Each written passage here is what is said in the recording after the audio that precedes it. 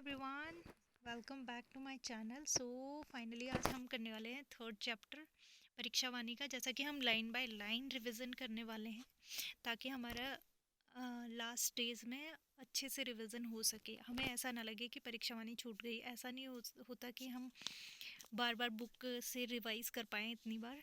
तो कभी कभी ऐसा होता है हमें इतना टाइम नहीं मिलता कि पूरा अच्छे से बुक से पढ़ें, और कभी कभी ऐसा होता है हम काम कर रहे होते हैं बट हम चाहते हैं कि हम रिवाइज़ कर लें।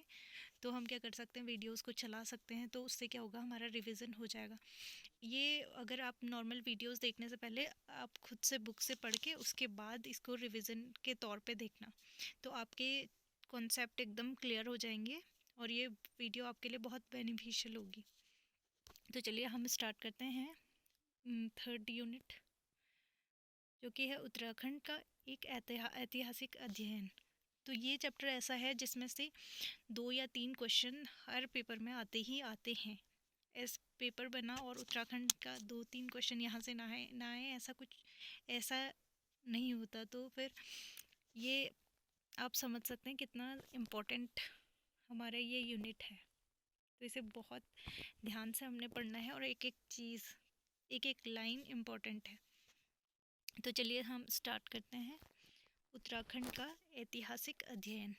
उत्तराखंड का इतिहास को हम 3 पार्ट्स में डिवाइड करके पढ़ते हैं: प्रागैतिहासिक, आद्य ऐतिहासिक काल और ऐतिहासिक काल। ठीक है।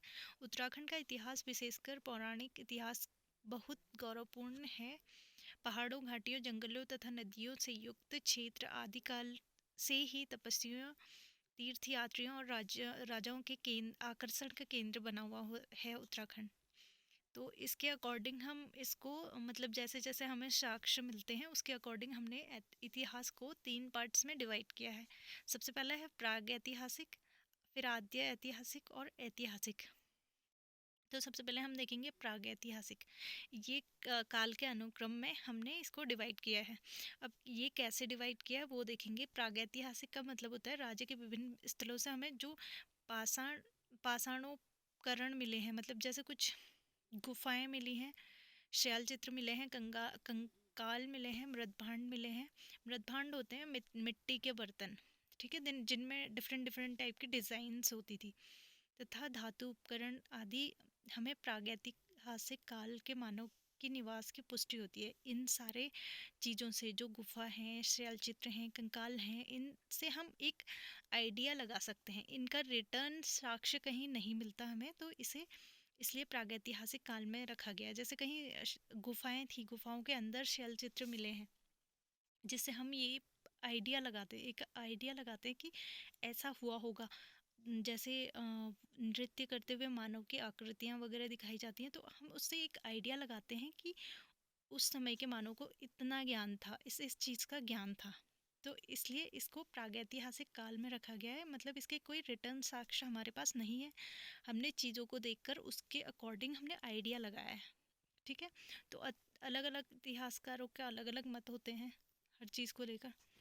तो ऐसे ही बहुत सारी जगह हैं, बहुत सारी गुफाएं हैं। हमें गुफाओं का एग्जैक्ट याद रखना है कि कौन सी लोकेशन से ये मिली हैं और कौन सी गुफा से क्या मिला है, कैसे चित्र मिले हैं, ये याद रखना है। प्रागैतिहासिक काल में हम स्पेशली गुफा और कंकाल कहाँ से क्या मिला, ये चीज़ें याद रखनी है हमने। तो सबसे पहले हम पढ़ते हैं लाखों गुफा। 1968 में खोजे गए लाखों उड्यार या लाखों गुफा को स्थानीय भाषा में उड्यार बोलते हैं। तो कंफ्यूज मत होना, कभी उड्यार आ जाए या गुफा आ जाए तो वो एक ही चीज़ है। जो कि अल्मोड़ा के बाड़ा छीना। तो लाखों उड्यार या लाखों गुफा कहाँ है? अल्मोड़ा के बाड़ा छीना के पास। और कभी कभी इनके पास की नदी पूछ लेते हैं। तो लाखों उड्यार सुयाल नदी के तट पर स्थित है, जो कि अल्मोड़ा में है। ठीक है। से मानव तथा पशुओं के चित्र प्राप्त हुए हैं। मानव तथा पशुओं के चित्र गुफा के अंदर से हमें प्राप्त हुए हैं। मानव आकृतियों को अकेले या समूह में नृत्य करते हुए दिखाया गया है। वहाँ पे विभिन्न पशु पक्षियों का भी चित्रण किया गया है। चित्रों को रंगों से सजाया गया है। उस टाइम पे नेचुरल जो कलर्स होते थे, मतलब पेड़ पौधों से कलर्स निकाल के उनसे कलर किया गया था। तो ये मिलता है हमें लाखों उड्यार अल्मोड़ा से। अब नेक्स्ट हम देखते हैं ग्वारखा गुफा। ग्वारखा गुफा सबसे पहले हमें याद रखनी है कि ग्वारखा गुफा है कौन सी जगह में। तो ये चमोली में मिलती है। लाखोटियार, अल्मोड़ा, ग्वारखा गुफा, चमोली। ठीक है, चमोली में अलकनंदा के नदी के किनारे, कभी कभी इनकी नदियाँ पूछ लेते हैं, तो चमोली में अलकनंदा नदी के किनारे ग्वारखा उड्यार है। ग्वारखा उड्यार या ग्वारखा गुफा डुंगरी गांव के पास स्थित है। इसमें मानव, भेड़, बारहसिंगा, लोमड़ी आदि के रंगीन चित्र हैं। जो हमने लाखों उड्यार देखा था तो वहाँ पे तो मानव और पशु मतलब नृत्य करते हुए दिखाया गया वहाँ पे। और यहाँ पे मानव, भेड़, बारहसिंगा मतलब यहाँ पे जानवरों के ज़्यादातर रंगीन चित्र दिखाए गए हैं, जो लाखों गुफा के चित्रों से अधिक चटकदार थे। चटकदार यहाँ यानी कि अधिक डार्क ब्राइट कलर थे। ठीक है, अब हम देखते हैं तीसरा किमनी गांव। किमनी गांव कहाँ है? किमनी गांव भी चमोली में है। तो चमोली में ग्वारखा गुफा भी चमोली है, किमनी गांव भी चमोली में, मलारी गांव भी चमोली में है। तो किमनी से हमें क्या मिले हैं? चमोली के थराली के पास किमनी गांव के गुफा से हल्के सफ़ेद रंग के चित्राधार हथियार में पशुओं के शैल चित्र दिखाए गए हैं किमनी गांव से। और फिर आता है मलारी गांव। मलारी गांव भी चमोली में है। चमोली जिले के तिब्बत सीमा से सटे मलारी गांव चमोली और तिब्बत के बीच में है, ऐसे करके। गढ़वाल विश्वविद्यालय के शोधकर्ताओं को सन 2002 में हजारों वर्ष पुराना नरकंकाल, तो कभी ऐसे क्वेश्चन आ जाएगा कि नरकंकाल कहाँ से मिले हमको, तो नरकंकाल हमें मलारी गांव से मिले हैं, जो कि चमोली में स्थित है। ठीक है, मिट्टी के बर्तन, जानवरों के अंग, और यहाँ से एक स्पेशल चीज़ हमें मिली है, 5.2 किलोग्राम का हमें सोने का मुखावरण या मुखौटा मिला है।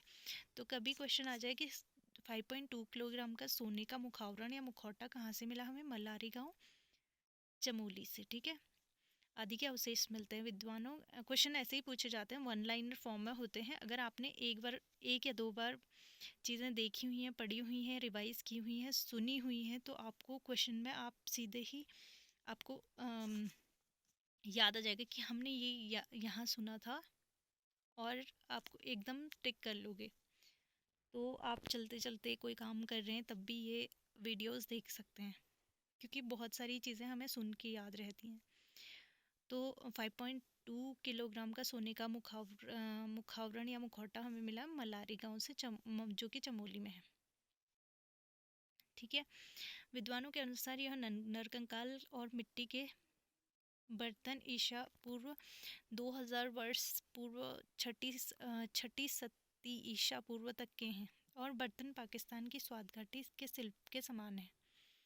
तो पाकिस्तान की स्वाद घाटी के शिल्प के समान जो बर्तन मिले हैं वो कहाँ से मिला है? मलारी गांव से। अब आते हैं लुएथाप। आप याद रखना, लाखों गुफा लुएथाप दोनों लॉ से हो रही हैं। तो ये दोनों कहाँ है? अल्मोड़ा में। लुएथाप गुफा भी अल्मोड़ा में। अल्मोड़ा के लुएथाप से प्राप्त शैलचित्र मानव को शिकार करते हुए हाथों में हाथ डालकर नृत्य करते हुए दिखाया गया है।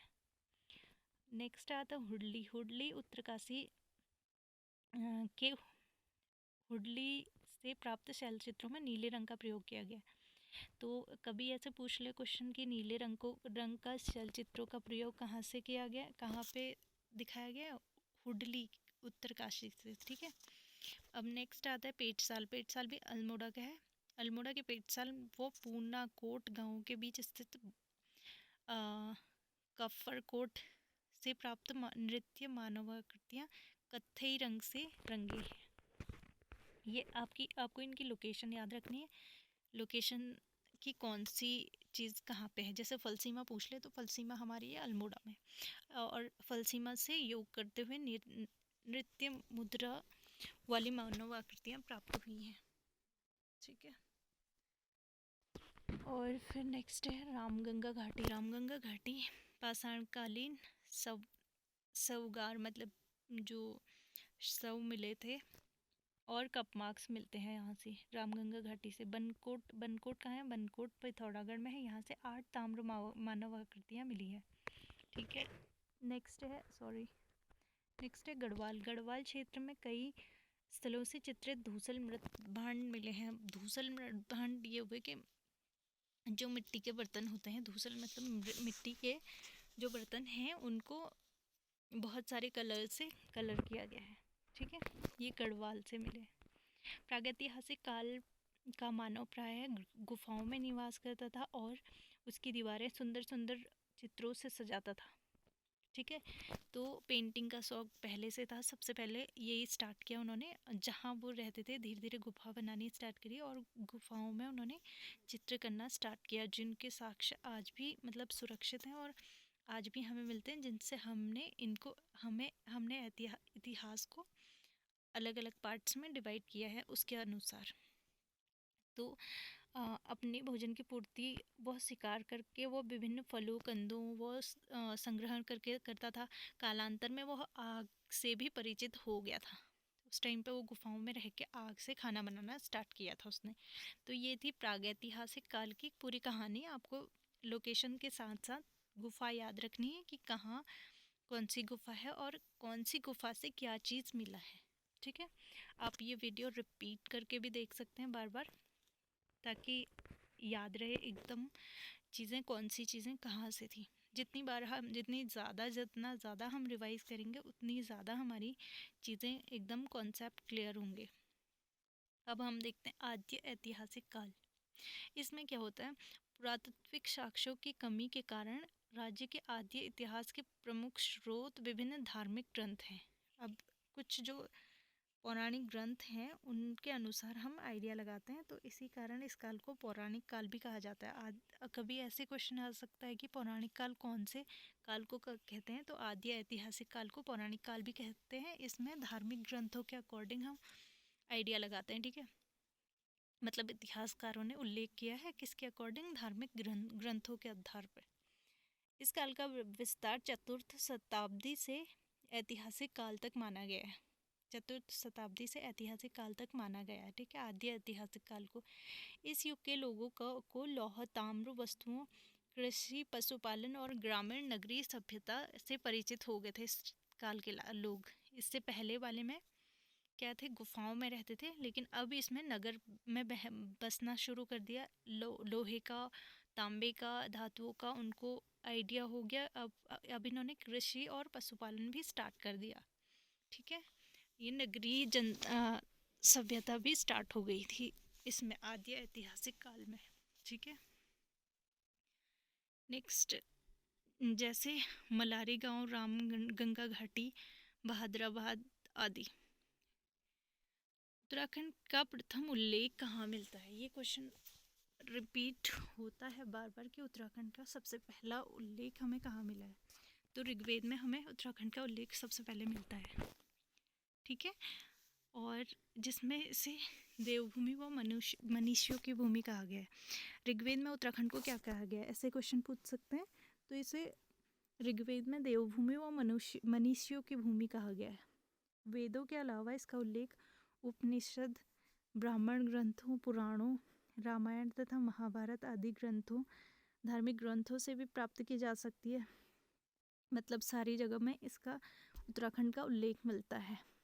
इन ग्रंथों में इस क्षेत्र को पूर्ण भूमि, ऋषि भूमि व पवित्र क्षेत्र कहा गया है। किसे, उत्तराखंड को। ऐत्रेय ब्राह्मण में यहाँ उत्तर कुरुओं का निवास होने के कारण इसे उत्तर कुरु शब्द का प्रयोग किया है इस स्थान के लिए। किसके लिए, उत्तराखंड के लिए उत्तर कुरु शब्द का प्रयोग किस में किया गया है, ऐसे क्वेश्चन आ सकता है घुमा के।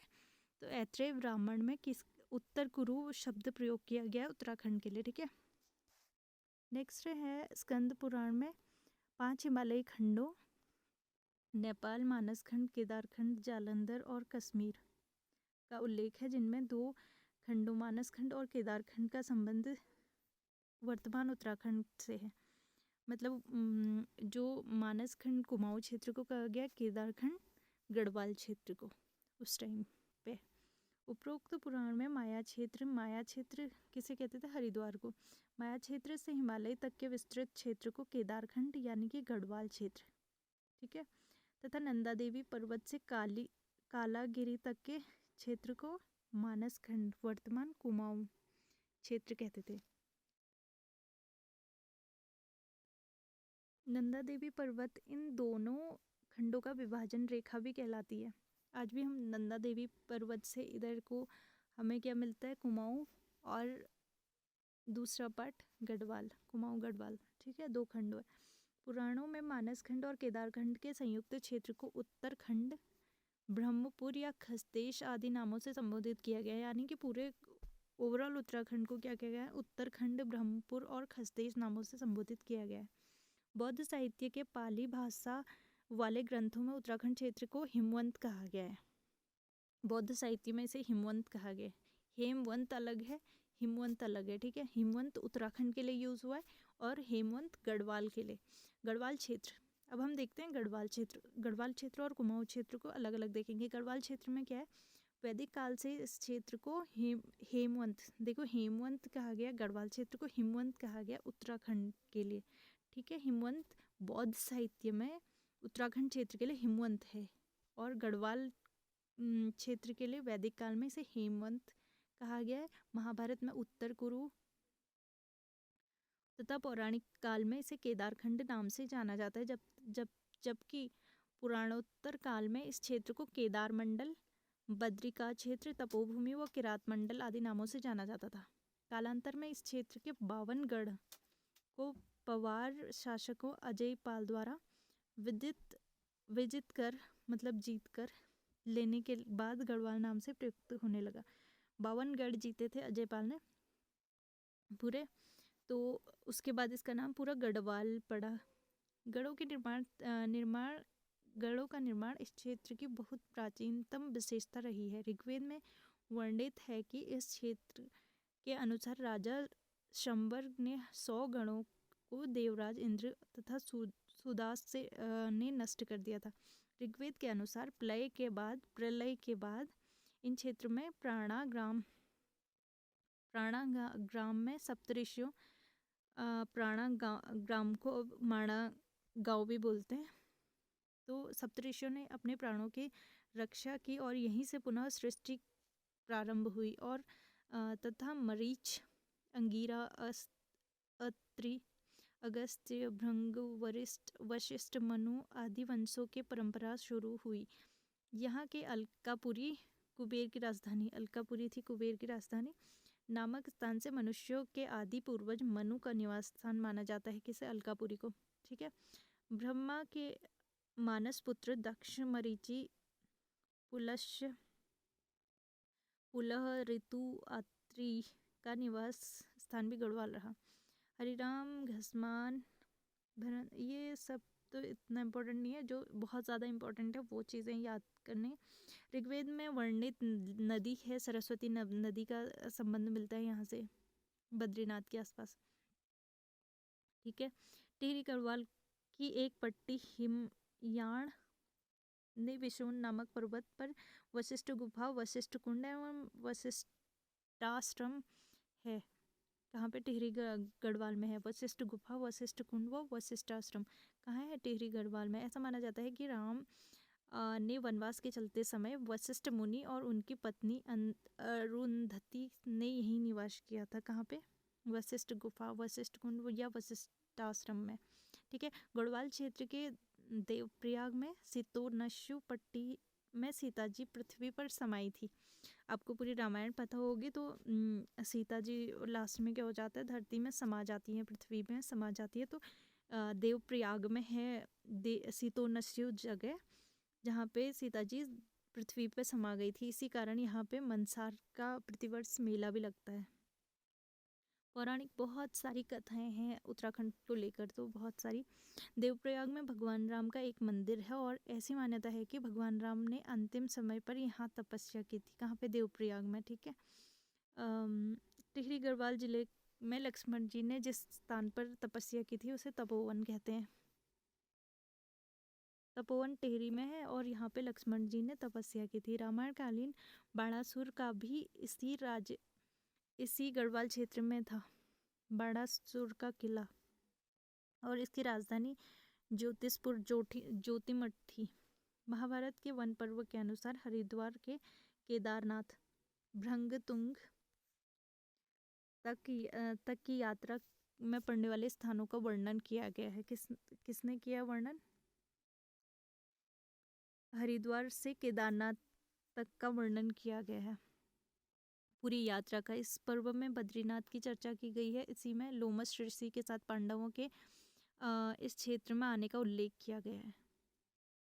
महाभारत के वन पर्व के अनुसार उस समय इस क्षेत्र में पुलिंद मतलब कुनिंद्र और किरात जातियों का अधिपत्य था। पुलिंद राजा सुबाहु की राजधानी श्रीनगर थी। इसे पांडवों की ओर से युद्ध में भाग लिया गया था। इसमें सुबाहु के बाद विराट का उल्लेख मिलता है, जिसकी राजधानी जौनसार से विराटगढ़ में हुई थी। इनकी पुत्री से अभिमन्यु का विवाह हुआ था। प्राचीन काल में इस क्षेत्र को बद्रिकाश्रम और कर्णवाश्रम नामक दो प्रसिद्ध विद्यापीठ थे इसी काल में। और ये पूछ सकते हैं कि दुष्यंत और शकुंतला के प्रेम प्रसंग के बाद जो भरत का जन्म हुआ था वो कहाँ पे हुआ था? वो भी कहाँ पे हुआ था? कर्णवाश्रम में।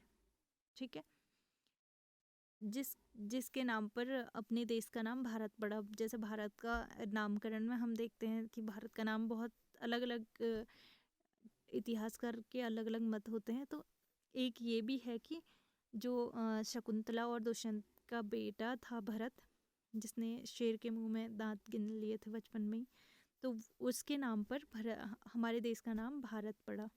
एक कहानी ये भी है। महाकवि कालिदास ने अपने महाकाव्य अभिज्ञान शकुंतलम की रचना मालिनी नदी के तट पर कर्णवाश्रम पे की थी। ये क्वेश्चन भी रिपीट होता है, इस चीज़ को भी आप याद कर लेना। जो जो हाईलाइटेड चीज़ें हैं बुक में वो बहुत ज़्यादा इम्पोर्टेंट है। तो यहाँ पे तो ये क्वेश्चन आ सकता है, महाकवि कालिदास ने अभिज्ञान शकुंतलम की रचना कहाँ पे की थी? तो कर्णवाश्रम में की थी। धार्मिक ग्रंथों के में कभी कभी खस मंडले शब्द का प्रयोग किया गया है। इस शब्द के अनुरूप केदारखंड को खस प्रदेश का पर्यायवाची माना गया है। बौद्ध मत के प्रसार इस टाइम पे बहुत ज़्यादा हुआ था। ये पूरी थी गढ़वाल क्षेत्र की बात, गढ़वाल या हेमवंत की। अब हम देखते हैं कुमाऊं क्षेत्र की। पौराणिक ग्रंथों के अनुसार चंपावत के पास चंपावत नदी के पूर्व स्थित कच्छप के पीठ की आकृति वाले कांतेश्वर पर्वत वर्तमान में कांडादेव या काननदेव विष्णु भगवान के कूर्मा या कच्छ पावतार हुआ। कालांतर में इस पर्वत का नाम मानसखंड और इसे कूर्मांचल शब्द कहा जाने लगा। जो पूरा चंपावत साइड वाला क्षेत्र है उसके हिसाब से यहाँ का कांडादेव या काननदेव, वहाँ पे एक पर्वत भी है कांतेश्वर जिसका नाम है, उसके हिसाब से यहाँ पे कूर्मांचल नाम पड़ा या कूर्मांचल या कुमाऊं क्षेत्र पड़ा। आगे चलकर यही कूर्मांचल का नाम हिंदी में कुमाऊं हो गया। ठीक है, प्रारंभ में केवल चंपावत के आसपास के क्षेत्रों को ही कुमाऊं कहा जाने लगा, लेकिन धीरे धीरे वर्तमान में अल्मोड़ा, पिथौरागढ़, बागेश्वर, यूएस नगर, नैनीताल सारे किस में आ जाते हैं? कुमाऊं में आ जाते हैं। कुमाऊं का सर्वाधिक उल्लेख कहाँ मिलता है? स्कंद पुराण के में मिलता है, जहाँ इसको मानसखंड कहा गया है। ब्रह्म एवं वायु पुराण के अनुसार यहाँ किरात, किन्नर, यक्ष, गंधर्व, विद्याधर, नाग आदि जातियों का निवास की पुष्टि होती है। तो एक पेपर में PYQ में आप देखेंगे तो आपको ऑप्शन दिए थे कि इनमें से कौन सा जो कुमाऊं में नहीं मिलते थे, कौन सी जातियों का निवास कुमाऊं में नहीं था। एक तो ये दिए थे किरात, किन्नर, यक्ष, गंधर्व, और एक तो एक डिफरेंट कोई जाति दी थी जो यहाँ कुमाऊं की नहीं थी। तो ऐसे क्वेश्चन कंफ्यूजिंग वाले होते हैं, तो आपको एक एक लाइन की एक एक चीज़ और एक एक वर्ड बहुत अच्छे से पढ़ना है। तो यहाँ क्या क्या मिलते थे? किरात, किन्नर, यक्ष, गंधर्व, विद्यासागर, नाग सारी जातियों का निवास की पुष्टि होती है यहाँ कुमाऊं क्षेत्र में। ठीक है, महाभारत में भी कूर्मांचल क्षेत्र में किरात, किन्नर, यक्ष, कुणिंद, खश जातियों के निवास की पुष्टि होती है महाभारत में। जाखंड देवी मंदिर का अस्तित्व अत्यंत प्राचीन काल से ही जाखंड देवी मंदिरों में यक्षों के निवास की पुष्टि होती है। ठीक है, और वैसे ही कुमाऊं क्षेत्र के बीच बेरीनाग या बैनीनाग, धौलनाग, कालीनाग, ये सारे इनके नाम में ही लगा है नागनाग, तो यहाँ से नागों की पुष्टि होती है। ठीक है, तो यहाँ से नाग जाति के लोगों के निवास की पुष्टि होती है। उपरोक्त नाग मंदिरों में सबसे प्रसिद्ध है बेरी नाग, जो कि पिथौरागढ़ में है। अपने स्वतंत्र भाषाई अस्तित्व मुंडा भाषा से किरातों के वंशज आज भी कुमाऊं के अस्कोट एवं डोडीहाट नामक आदि स्थानों पर पाए जाते हैं, निवास करते हैं। बाद में कुमाऊं की जातियों को खस का उल्लेख मिलता है, जो कि बहु सशक्त थी। ठीक है। इस समय बौद्ध धर्म का प्रचार प्रसार बहुत अधिक हुआ था। कुमाऊं में राजपूतों के प्रवेश से पहले खसों का भी प्रभुत्व बहुत था। अब प्रमुख लेख देखते हैं कि कहाँ से क्या मिला है, जहाँ से बहुत ज़्यादा क्वेश्चन आते हैं। ये पूरा ही चैप्टर बहुत ज़्यादा इम्पोर्टेंट है। राज्य के विभिन्न स्थलों में कई प्रकार के शिलालेख, मंदिर लेख, गुहा भित्ति लेख, ईंट लेख, मूर्तिका पिट लेख, त्रिशूल लेख, तामपत्र लेख, मुद्रा लेख, ये लेख मतलब जो जो नाम से हैं, जैसे शिलालेख है, किसी पत्थर की जो शिला होती है उसमें लिखे हुए मतलब उत्कीर्ण कराए जाते थे। पहले से पेन कॉपी वाला सिस्टम नहीं था, तो लेख लिखते थे। जैसे कोई बड़ा सा पत्थर है उसमें लेख लिखवा लेते थे राजा लोग अपनी पूरी चीज़ों का, या फिर मंदिर पे या फिर ईंटों पे लिखवा लेते थे, मूर्तियों पे लिखवा लेते थे, तो त्रिशूल पे लिख लेते थे, ताम्रपत्र होते थे उन पे, और मुद्रा मतलब पैसे, पैसे पे भी लेख लिखवा लेते थे। तो ये सारी चीज़ों का उल्लेख हम देखेंगे कि कहाँ कहाँ से क्या क्या मिलता है। कालसी से मिलता है, लाखा मंडल, सिरौली मंडल, माणा आदि स्थानों से शिलालेख मिले हैं।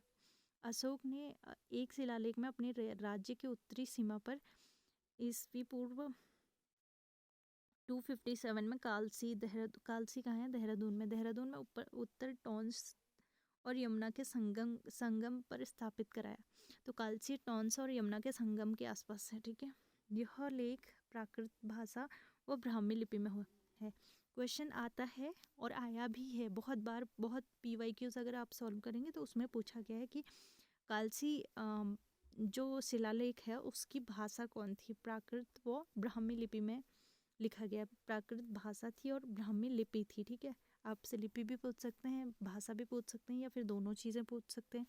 और कभी ऐसे पूछ लेते हैं अशोककालीन शिलालेख कहाँ से प्राप्त हुए, तो कालसी। आपको जगह भी याद रखनी है, उसकी भाषा और लिपि दोनों चीज़ें याद रखनी है। इस अभिलेख में अशोक की यह घोषणा थी कि उसने अपने राज्य के हर स्थान पर मनुष्य एवं पशुओं की चिकित्सा की व्यवस्था कर दी है। इसमें लोगों से हिंसा को त्यागने को कहा तथा अहिंसा को अपनाने की बात कही गई। पहले से क्या होता था कि जितना ज़्यादा युद्ध वगैरह होते थे उसके बाद राजा लोग अपने क्षेत्र को अपने अधीन कर लेते थे। जैसे दो राजाएं हैं, दो राजा की लड़ाई हुई, सपोज ये एक अलग एरिया है और ये एक अलग एरिया है, यहाँ का राजा कोई और है, यहाँ का कोई और है। सपोज यहाँ इन दोनों की क्या हुई, यहाँ पे युद्ध हुआ इन दोनों के बीच। अब क्या हुआ, यहाँ युद्ध में यहाँ के राजा को मार दिया, तो अब ये वाला पूरा क्षेत्र इसके अधीन हो जाएगा।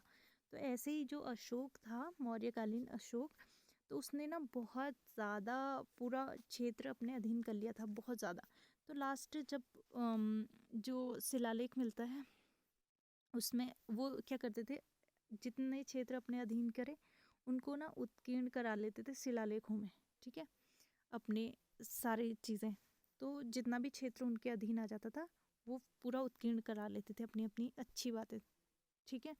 तो एक बार क्या हुआ, जो अशोक था, उस अशोक ने पूरे युद्ध के बाद देखा कि उसने बहुत सारे लोग मरे हुए हैं, बहुत सारी लाशें देख ली, बहुत सारा मतलब ऐसे खून वून देख के उसका दिल पिघल गया, और उसने उस दिन से डिसाइड किया था कि अब मैं कोई युद्ध नहीं करूँगा। तो उस दिन उसने अपना मतलब हिंसा को छोड़कर अहिंसा का रास्ता अपनाने की बात कही। उस दिन से उसने मतलब हृदय परिवर्तन हो गया उसका, उतना खून वून देख के।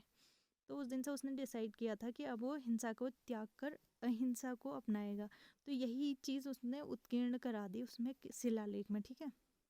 तो उसने हर स्थान पर मनुष्य एवं पशुओं की चिकित्सा की व्यवस्था कराई उसके बाद, और लोगों को हिंसा त्यागने तथा अहिंसा को अपनाने की बात करी उसके बाद, उस युद्ध के बाद। ठीक है। कालसी अभिलेख में यहाँ के निवासियों के लिए पुलिंद तथा इस क्षेत्र के लिए अपरांत शब्द का प्रयोग किया गया है। देहरादून के जौनसर बावर में स्थित लाखा मंडल से राजकुमारी ईश्वरा का शिलालेख प्राप्त होता है। तो क्वेश्चन आता है राजकुमारी ईश्वरा का शिलालेख हमें कहाँ से मिलता है? तो जौनसर बावर स्थित लाखा मंडल से हमें राजकुमारी ईश्वरा का शिलालेख प्राप्त हुआ। इस शिलालेख के अनुसार यमुना उपत्यका में यादवों का राज्य था। गोपेश्वर, कालीमठ, केदारनाथ आदि तथा नाला के लेख मंदिर की दीवारों में उत्कीर्ण है। देवप्रयाग का पुराना नाम वामन गुहा तथा कल्पनाथ में गुफाओं के अंदर दीवारों पर लेख मिलते हैं। नैनीताल में बाड़वाला, देहरादून में ईंटों पर उत्कीर्ण लेख मिलते हैं। देवनागरी तथा देवलगढ़ तथा कोलसारी में मूर्ति पीठिका लेख मिलते हैं, मतलब मूर्तियों में लेख लिखा है। गोपेश्वर तथा बाड़ाहाट से त्रिशूल लेख मिलते हैं। गोपेश्वर के रुद्र शिव मंदिर के त्रिशूल लेख में राजाओं नागपति नाग तथा अशोकचल के लेख मिलते हैं। 6वीं 7वीं शती में नागपति नाग ने इस क्षेत्र को जीता था और 12 शती में नेपाल के राजा अशोकचल ने इस क्षेत्र को जीत लिया था। प्रथम और द्वितीय सदी में कुषाण कालीन मुद्राएं मुनि की रेती तथा सुमाणी से मिले हैं। मोरध्वज किसका पुराना नाम था? आप कमेंट में दसिएगा। आप कमेंट में ज़रूर लिख के बताइएगा कि मोरध्वज किसका पुराना नाम है। ये मैंने पहले बताया था। मोरध्वज स्तूप से 3री सदी का मुद्रालेख भी मिलता है। ऐसे अगर आप कमेंट करते रहेंगे तो आपको याद रहेगा कि वैसे मैं बता सकती हूँ डायरेक्टली कि ये कहा था, दूसरे के बताए में उतना ज़्यादा याद नहीं रहता जितना हम अपना भी प्रतिक्रिया देंगे तो उसमें हमें ज़्यादा याद रहेगा। ठीक है। कार्तिकेयपुर राजाओं के ताम्रपत्री लेख पांडुकेश्वर, कंडारा, चंपावत व बैजनाथ स्थलों से मिले हैं। पांडुकेश्वर से 4, कंडारा से 1 और चंपावत से ताम्र लेख मिला है 1। ठीक है, तो ये सारी आप देख लेना कौन सी तहसील कौन सा है। अब हमने प्रागैतिहासिक आद्य ऐतिहासिक दोनों काल पढ़ लिए। अब हम देखते हैं ऐतिहासिक काल। ऐतिहासिक काल वो है जिसके हमारे पास साक्ष्य हैं, मतलब प्रागैतिहासिक काल के हमारे पास ऐसे कोई साक्ष्य नहीं थे, लिखित कोई चीज़ नहीं थी हमारे पास। और आद्य ऐतिहासिक काल में हमने जो पौराणिक ग्रंथ थे उनके अनुसार हमने चीज़ें देखी। अब हम ऐतिहासिक काल में आते हैं। प्राचीन उत्तराखंड मूलतः एक ध्रुव क्षेत्र था।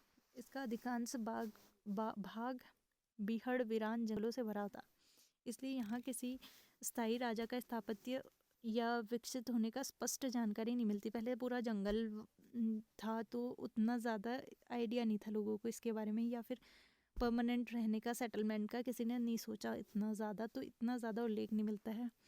थोड़े बहुत सिक्कों, अभिलेखों, ताम्रपत्रों के आधार पर प्राचीन इतिहासों के सूत्रों को जोड़ा गया, मतलब अलग अलग इतिहासकारों ने बहुत सारी ताम्रों, अभिलेखों, सिक्कों आदि से इनको जोड़ के एक सिस्टमैटिक वो देखा। उसमें भी इतिहासकारों के अलग अलग मत होते हैं, किसी का कुछ एग्जैक्ट डेट जिसमें कन्फ्यूज़न होता है आयोग वो क्वेश्चन डिलीट कर देता है, लेकिन जो परीक्षावाणी में चीज़ें दी गई हुई हैं वो ही आयोग वो मानते हैं सही आंसर। तो हम लाइन बाय लाइन एक एक चीज़ देखेंगे। आपको अलग अलग जगह अलग अलग चीज़ें मिलेंगी, लेकिन जो सही मानी गई है वो परीक्षावाणी की मानी गई है। अब हम देखते हैं पहला शासक कौन सा था। कुनिंद शासक, ये प्रथम राजनीतिक शक्ति है। आप कंफ्यूज मत होना, इसमें राजनीतिक शक्ति और ऐतिहासिक शक्ति। कुनिंद थी राजनीतिक शक्ति, और ऐतिहासिक शक्ति जो प्रथम थी वो थी प्रथम ऐतिहासिक। याद रखना आप, कार्तिकेयपुर।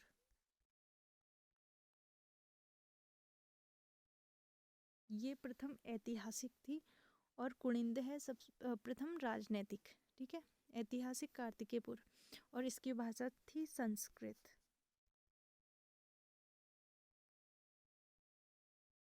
संस्कृत इसकी राजभाषा थी। तो अभी हम पीछे पढ़ेंगे उसको। अभी हम देखते हैं राजनीतिक शक्ति। कुनिंद विभिन्न क्षेत्रों स्रोतों से ज्ञात होता है कि कुनिंद जाति उत्तराखंड पर शासन करने वाली प्रथम राजनीतिक शक्ति थी। उत्तराखंड के पहाड़ी क्षेत्रों में लगभग तीसरी चौथी शताब्दी तक इसने पूरा शासन किया। ठीक है। देहरादून में यमुना के पास टोंस नदियों के संगम पर, यमुना और टोंस नदी के संगम पर स्थित कालसी नामक स्थान पर अशोककालीन शिलालेख में इस क्षेत्र के निवासियों में पुलिंद और इस क्षेत्र के लिए अपरांत शब्द का प्रयोग किया गया है। इस अभिलेख से ऐसा लगता है कि प्रारंभ में कुणिंद लोग मौर्यों के अधीन थे। ये क्वेश्चन रिपीट हुआ है कि कुणिंद लोग किसके अधीन थे। तो कुणिंद लोग किसके अधीन थे? मौर्यों के अधीन। हमें कहाँ से पता लगता है? अशोककालीन अभिलेख से, कालसी अभिलेख से पता लगता है कि कुणिंद लोग मौर्यों के अधीन थे। ठीक है। प्रसिद्ध भूगोल वेत्ता टॉलमी कुणिंद लोग दूसरी सदी से व्यास गंगा यमुना के ऊपरी क्षेत्रों में फैले हुए थे, टॉलमी के अनुसार। ठीक है। कुणिंद वंश का सबसे एक तो अपने सारे वंशों के सबसे शक्तिशाली जो राजा थे वो याद रखने। तो कुणिंद वंश का सबसे शक्तिशाली शासक था अमोघ भूति। और आपने क्या याद रखना है कि एक तो इनकी सबसे शक्तिशाली शासक कौन था, किसने क्या किया था, और सबसे आखिरी कौन था, सबसे पहला कौन था, सबसे आखिरी कौन था, ये सारी चीज़ें याद रखनी है। ठीक है। सबसे शक्तिशाली अमोघ भूति था। इसकी रजत एवं ताम्र मुद्राएं पश्चिम में ब्यास से लेकर अलकनंदा तथा दक्षिण में सुनेत तथा बेहद तक प्राप्त हुई हैं। इन मुद्राओं के अग्रभाग में देवी तथा मृग का अंकन तथा प्राकृत में राज्ञ कुणिंदस अमोघ भूति महर्जस अंकित है। प्रथम सती ईसा पूर्व में अमोघ भूति की मृत्यु के बाद शकों ने इनके मैदानी प्रदेशों पर अधिकार कर लिया। ठीक है। जैसे ऐसे पूरा कुणिंद का एकदम से ये पूरा एरिया मान लेते हैं। तो जैसे ऊपरी क्षेत्र पे यहाँ पे कुणिंद लोग शासक कर रहे हैं, तो जैसे ही अमोघ भूति की मृत्यु हुई तो नीचे जो तराई क्षेत्र है या मैदानी क्षेत्र जो हम बोल सकते हैं, यहाँ पे शकों ने क्या कर लिया? अधिकार कर लिया, या शकों ने अपना राज स्टार्ट कर लिया था। ठीक है। ये मिलता है मैदानी क्षेत्रों में। ठीक है। कुमाऊं के शक संवत का प्रचलन तथा सूर्य मूर्तियों के एवं मंदिरों की उपस्थिति शकों के अधिकार की पुष्टि करते हैं। अल्मोड़ा के कोशी के पास स्थित कटारमल सूर्य मंदिर विशेष रूप से प्रसिद्ध है। शकों के शक संवत और सूर्य मंदिरों के लिए प्रसिद्ध है। सूर्य का कोशी के पास स्थित अल्मोड़ा का कटारमल सूर्य मंदिर। अल्मोड़ा के से प्राप्त कुणिंद मुद्राओं में अशोक, गौमित्र, हरदत्त, शिवदत्त आदि राजाओं के नाम अंकित हैं। शकों के बाद जो मैं बोल रही थी, मैदानी क्षेत्रों में शकों ने आधिपत्य कर लिया था। शकों के बाद प्रथम शती के उत्तरार्ध में राज्य के तराई वाले क्षेत्रों में कुषाणों ने भी अधिकार कर लिया। तो ऊपर साइड तो कुणिंद चल ही रहे हैं, नीचे शक आए थे, फिर कुषाण भी आ गए। कुषाणों ने भी तराई क्षेत्र पर अधिकार कर लिया। वीरभद्र, ये देखिए वीरभद्र, सबके अपने पौराणिक नेम याद रखने हैं। ऋषिकेश का पुराना नाम था वीरभद्र। ठीक है। ये आपने याद रखना है, वीरभद्र ऋषिकेश का पौराणिक नाम है। और मोरध्वज है कोटद्वार का नाम। वीरभद्र, ऋषिकेश, मोरध्वज, कोटद्वार, गौवेशाण, काशीपुर, 3 नेम यहाँ पे याद रखना है आपने। वीरध्वज, मोरध्वज, कोटद्वार, गौवेशाण, काशीपुर। ठीक है। इनके कभी कभी नेम पूछ लेते हैं। आप PYQs जितने सॉल्व करेंगे आपको मिलेंगे ये क्वेश्चंस।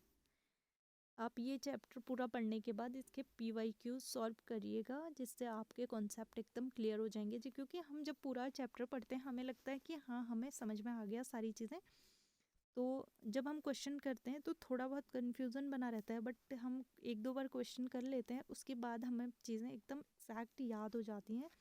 इसके बाद कन्फ्यूज़न का कोई वो नहीं बचता। तो मैं एक सजेशन दूंगी, इस क्लास के बाद आप PYQ सॉल्व ज़रूर करना पेपर से पहले, ठीक है।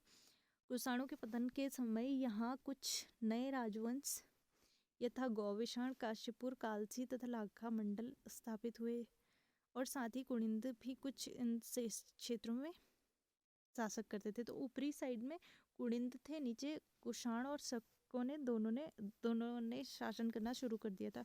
कुणिंदों के समकालीन योधे शासकों की मुद्राएं जौनसार बाबर। समकालीन मतलब क्या होता है कि कुणिंद लोग तो शासन कर ही रहे हैं, उन्हीं के साथ साथ जो शासन कर रहे हैं उनको समकालीन बोलते हैं। तो जौनसार बाबर देहरादून तथा कालो का डांडा पौड़ी, कालो का डांडा बोलते हैं पौड़ी का पुराना नाम, ठीक है। कालो का डांडा पौड़ी में है, जो कि उसके शासक की पुष्टि करता है, किनके, कुणिंदों के, ठीक है। कुषाणों के को कुचलने के बाद योधे ने महत्वपूर्ण भूमिका निभाई।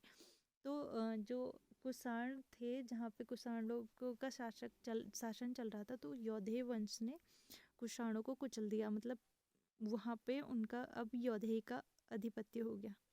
बाड़वाला यज्ञ वेदिका का निर्माण शीलबर्मन नामक राजा ने कराया। इसके बाद हम देखते हैं बाणभट्ट ने हर्षचरित में हर्षवर्धन के शासनकाल में उत्तराखंड पर भ्रमण किया। हर्षकालीन चीनी यात्री ने, ये क्वेश्चन PYQ में आया हुआ है, हर्षकालीन चीनी यात्री ने जो ब्रह्मपुर क्षेत्र है उसके लिए क्या वर्ड यूज़ किया, तो पोली ही मो यू पोलो पोलो, ये ब्रह्मपुर राज्य के लिए उसने वर्ड यूज़ किया था, पोली ही मो पोलो, आपने याद रखना है, जो कि बौद्ध धर्म के लिए प्रसिद्ध था और हर्ष के अधीन था। तो हर्षकालीन हर्ष के अधीन था। उसने यहाँ पर बौद्ध विहार होने का भी उल्लेख किया है।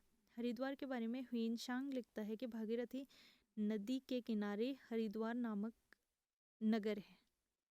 भागीरथी नदी के किनारे हरिद्वार नामक नगर है, जो कि लगभग 20 ली चीनी माप के घेरे में आता है। 20 ली बोला इसने हरिद्वार नामक स्थान को, ठीक है, इसका पूरा क्षेत्र। तो अंग्रेज इतिहासकार कनिंघम के अनुसार आधुनिक गढ़वाल व कुमाऊं वाले पूरे भूभाग को ब्रह्मपुर मानते हैं, मतलब पूरा उत्तराखंड हो गया, पूरा उत्तराखंड को ब्रह्मपुर माना गया किसके, कनिंघम के अनुसार। बहुराजकता क्या होता है कि जैसे मैंने बोला, ऊपर कुणिंद लोग थे, नीचे शक आ गए, फिर कुषाण आ गए, फिर योधे आ गए, ठीक है, फिर हर्षवर्धन।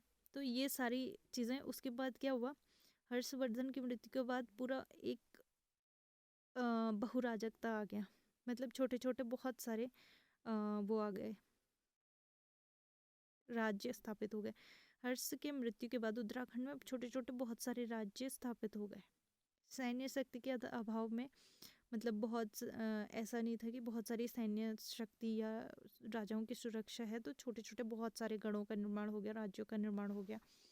इन छोटे छोटे राज्यों में ब्रह्मपुर, शत्रुघ्न एवं गौविषाण राज्य प्रमुख थे, जिनमें सबसे बड़ा ब्रह्मपुर था। 6वीं शताब्दी में ब्रह्मपुर में पौरवों का शासन था। इस वंश के प्रमुख शासकों में विष्णुवर्मन प्रथम, वृषवर्मन, अग्निवर्मन, द्युतिवर्मन एवं विष्णुवर्मन द्वितीय का नाम आता है, ठीक है। इस विघटन काल में उत्तराखंड पर कई बाह्य आक्रमण भी हुए। चौहान, नरेश, विग्रहराज ने भी आक्रमण किया दक्षिणी उत्तराखंड में, तथा तोमर राजाओं ने पूर्वी उत्तराखंड वाले भाग पर कब्जा कर लिया, ठीक है। ये पूरा हमने कुणिंद वंश पढ़ा। अब हम देखते हैं ये क्या थी हमारी ऐतिहासिक नहीं राजनीतिक शक्ति थी।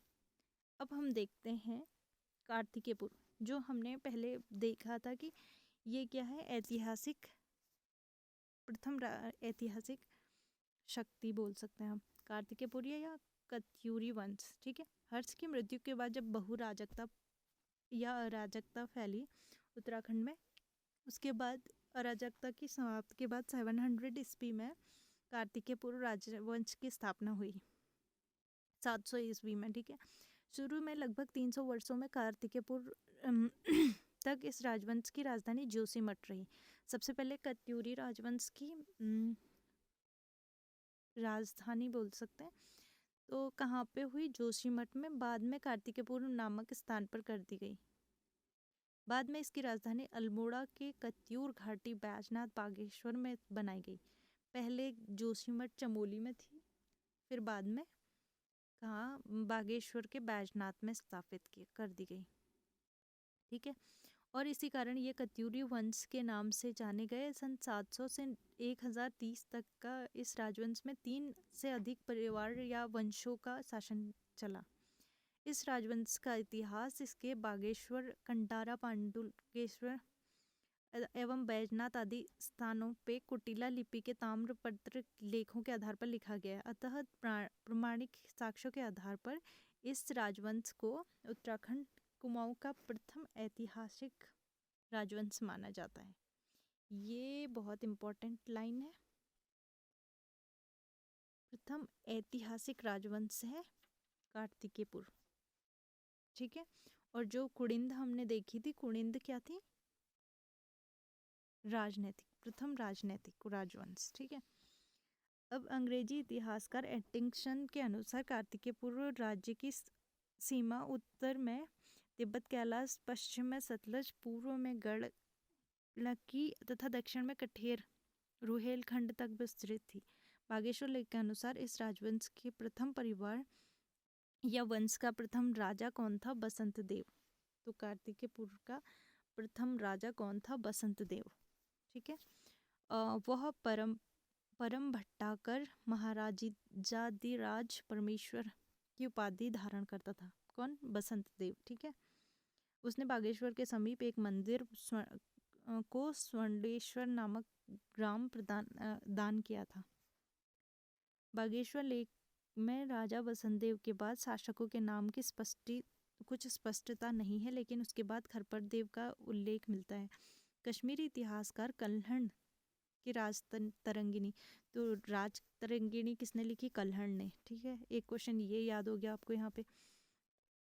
और उसमें किसका उल्लेख मिलता है? कश्मीर का पूरा उल्लेख मिलता है। तो कश्मीरी इतिहासकार कौन है? कल्हण। कल्हण ने लिखी राज तरंगिणी। उसमें क्या लिखा उसने? कश्मीरी राजा ललितादित्य मुक्तिपेट द्वारा गढ़वाल क्षेत्रों को जीतने का उल्लेख मिलता है राज तरंगिणी में। संभवतः इसी समय खरप्रदेव कार्तिकेयपुर पर कब्जा कर नए वंश की स्थापना की थी, इसी टाइम पे। तो नए वंश की स्थापना खरप्रदेव ने करी। राजा खरप्रदेव कन्नौज के राजा यशोवर्मन के समकालीन थे। कन्नौज में उस टाइम पे यशोवर्मन का राजवंश चल रहा था, तो ये समकालीन हुए। इसके पश्चात उसका पुत्र कल्याण राज शासक बना, जिसकी पत्नी का नाम महारानी लद्वा देवी था। ये इतना इम्पोर्टेंट नहीं है। खरप्रदेव वंश का अंतिम शासक कौन था? शासक उसका पोता त्रिभुवन राज था। अंतिम और फर्स्ट आपने पूछना, याद करने, और सबसे इम्पोर्टेंट जो था वो याद करने। इससे भी परम भरद्वारक महाराजाधिराज परमेश्वर की उपाधि धारण किया। मतलब ये सारे लोगों ने ये उपाधि धारण की थी, महाराजाधिराज परमेश्वर। ठीक है, नालंदा अभिलेख में बंगाल के पाल शासक धर्मपाल द्वारा गढ़वाल पर आक्रमण होने की चर्चा मिलती है। संभवतः इसी आक्रमण के बाद कार्तिकेयपुर राज्य में खरप्रदेव वंश के स्थान पर निम्बर वंश की स्थापना की गई। अब कार्तिकेयपुर के बाद खरप्रदेव की स्थापना हुई थी, खरप्रदेव के बाद निम्बर वंश। आपसे कभी कभी इनका क्रम भी पूछ लेते हैं। तो सबसे पहले आता है कार्तिकेयपुर,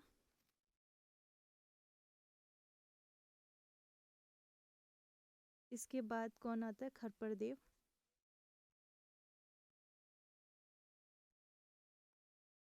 ठीक है, आपको क्रम में याद रखना है इनको। फिर क्या आता है? निम्बर वंश।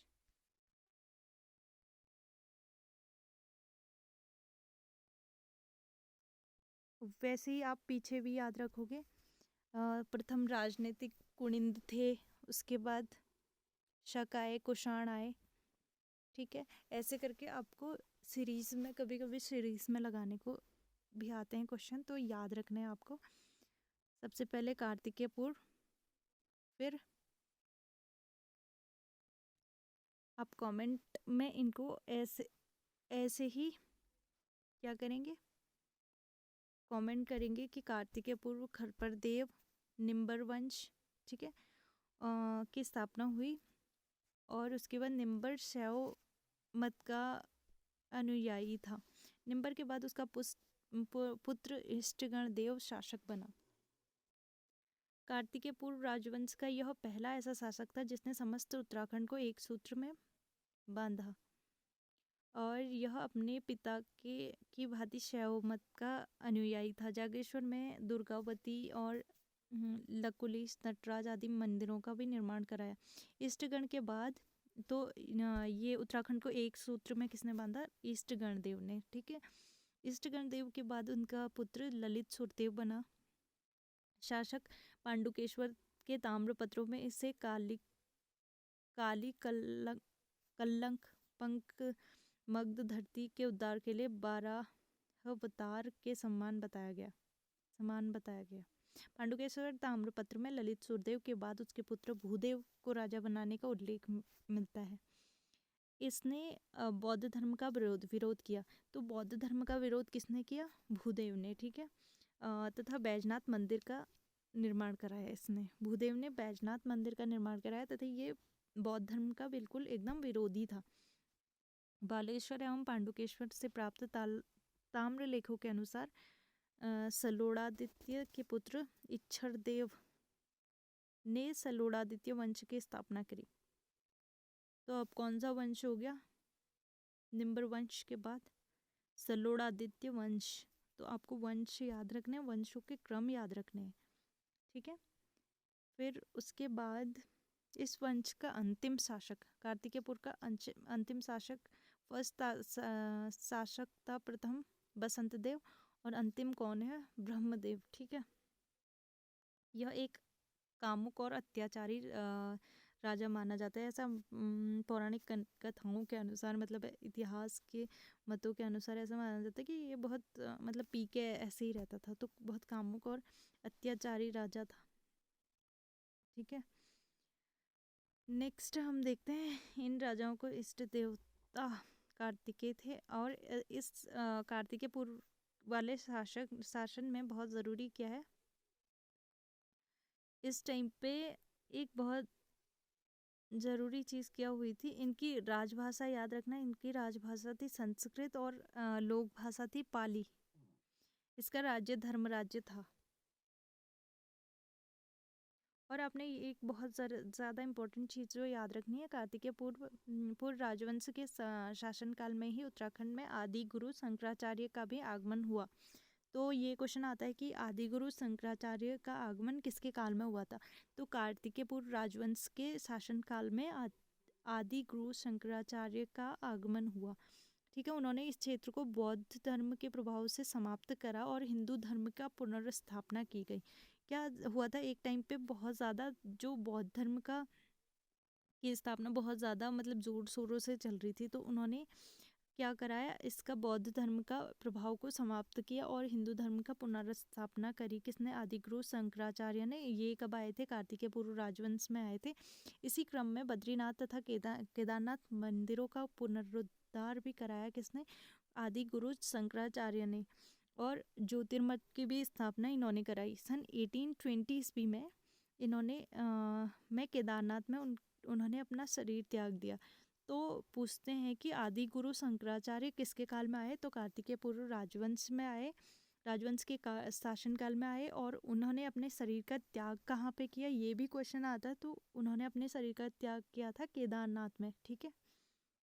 और उन्होंने बद्रीनाथ और केदारनाथ के पुनरुद्धार कराया, और पुनरुद्धार मतलब रेन्यू कराया, और ज्योतिर्मठ की स्थापना करी, ठीक है। अब हम आते हैं मध्यकाल में। मध्यकाल में हमारा सबसे पहला आता है कुमाऊं का चंदवंश। मध्यकाल में हम पढ़ेंगे सबसे पहले चंदवंश, ठीक है, कुमाऊं का। कुमाऊं में कत्यूरी शासक के बाद सोमचंद्र के द्वारा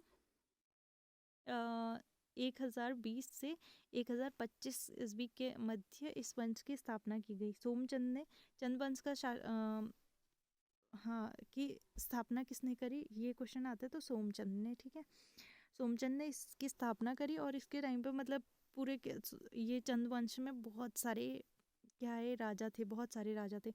तो सबसे इम्पोर्टेंट है कि इसकी स्थापना किसने कराई, तो इसकी स्थापना कराई सोमचंद ने।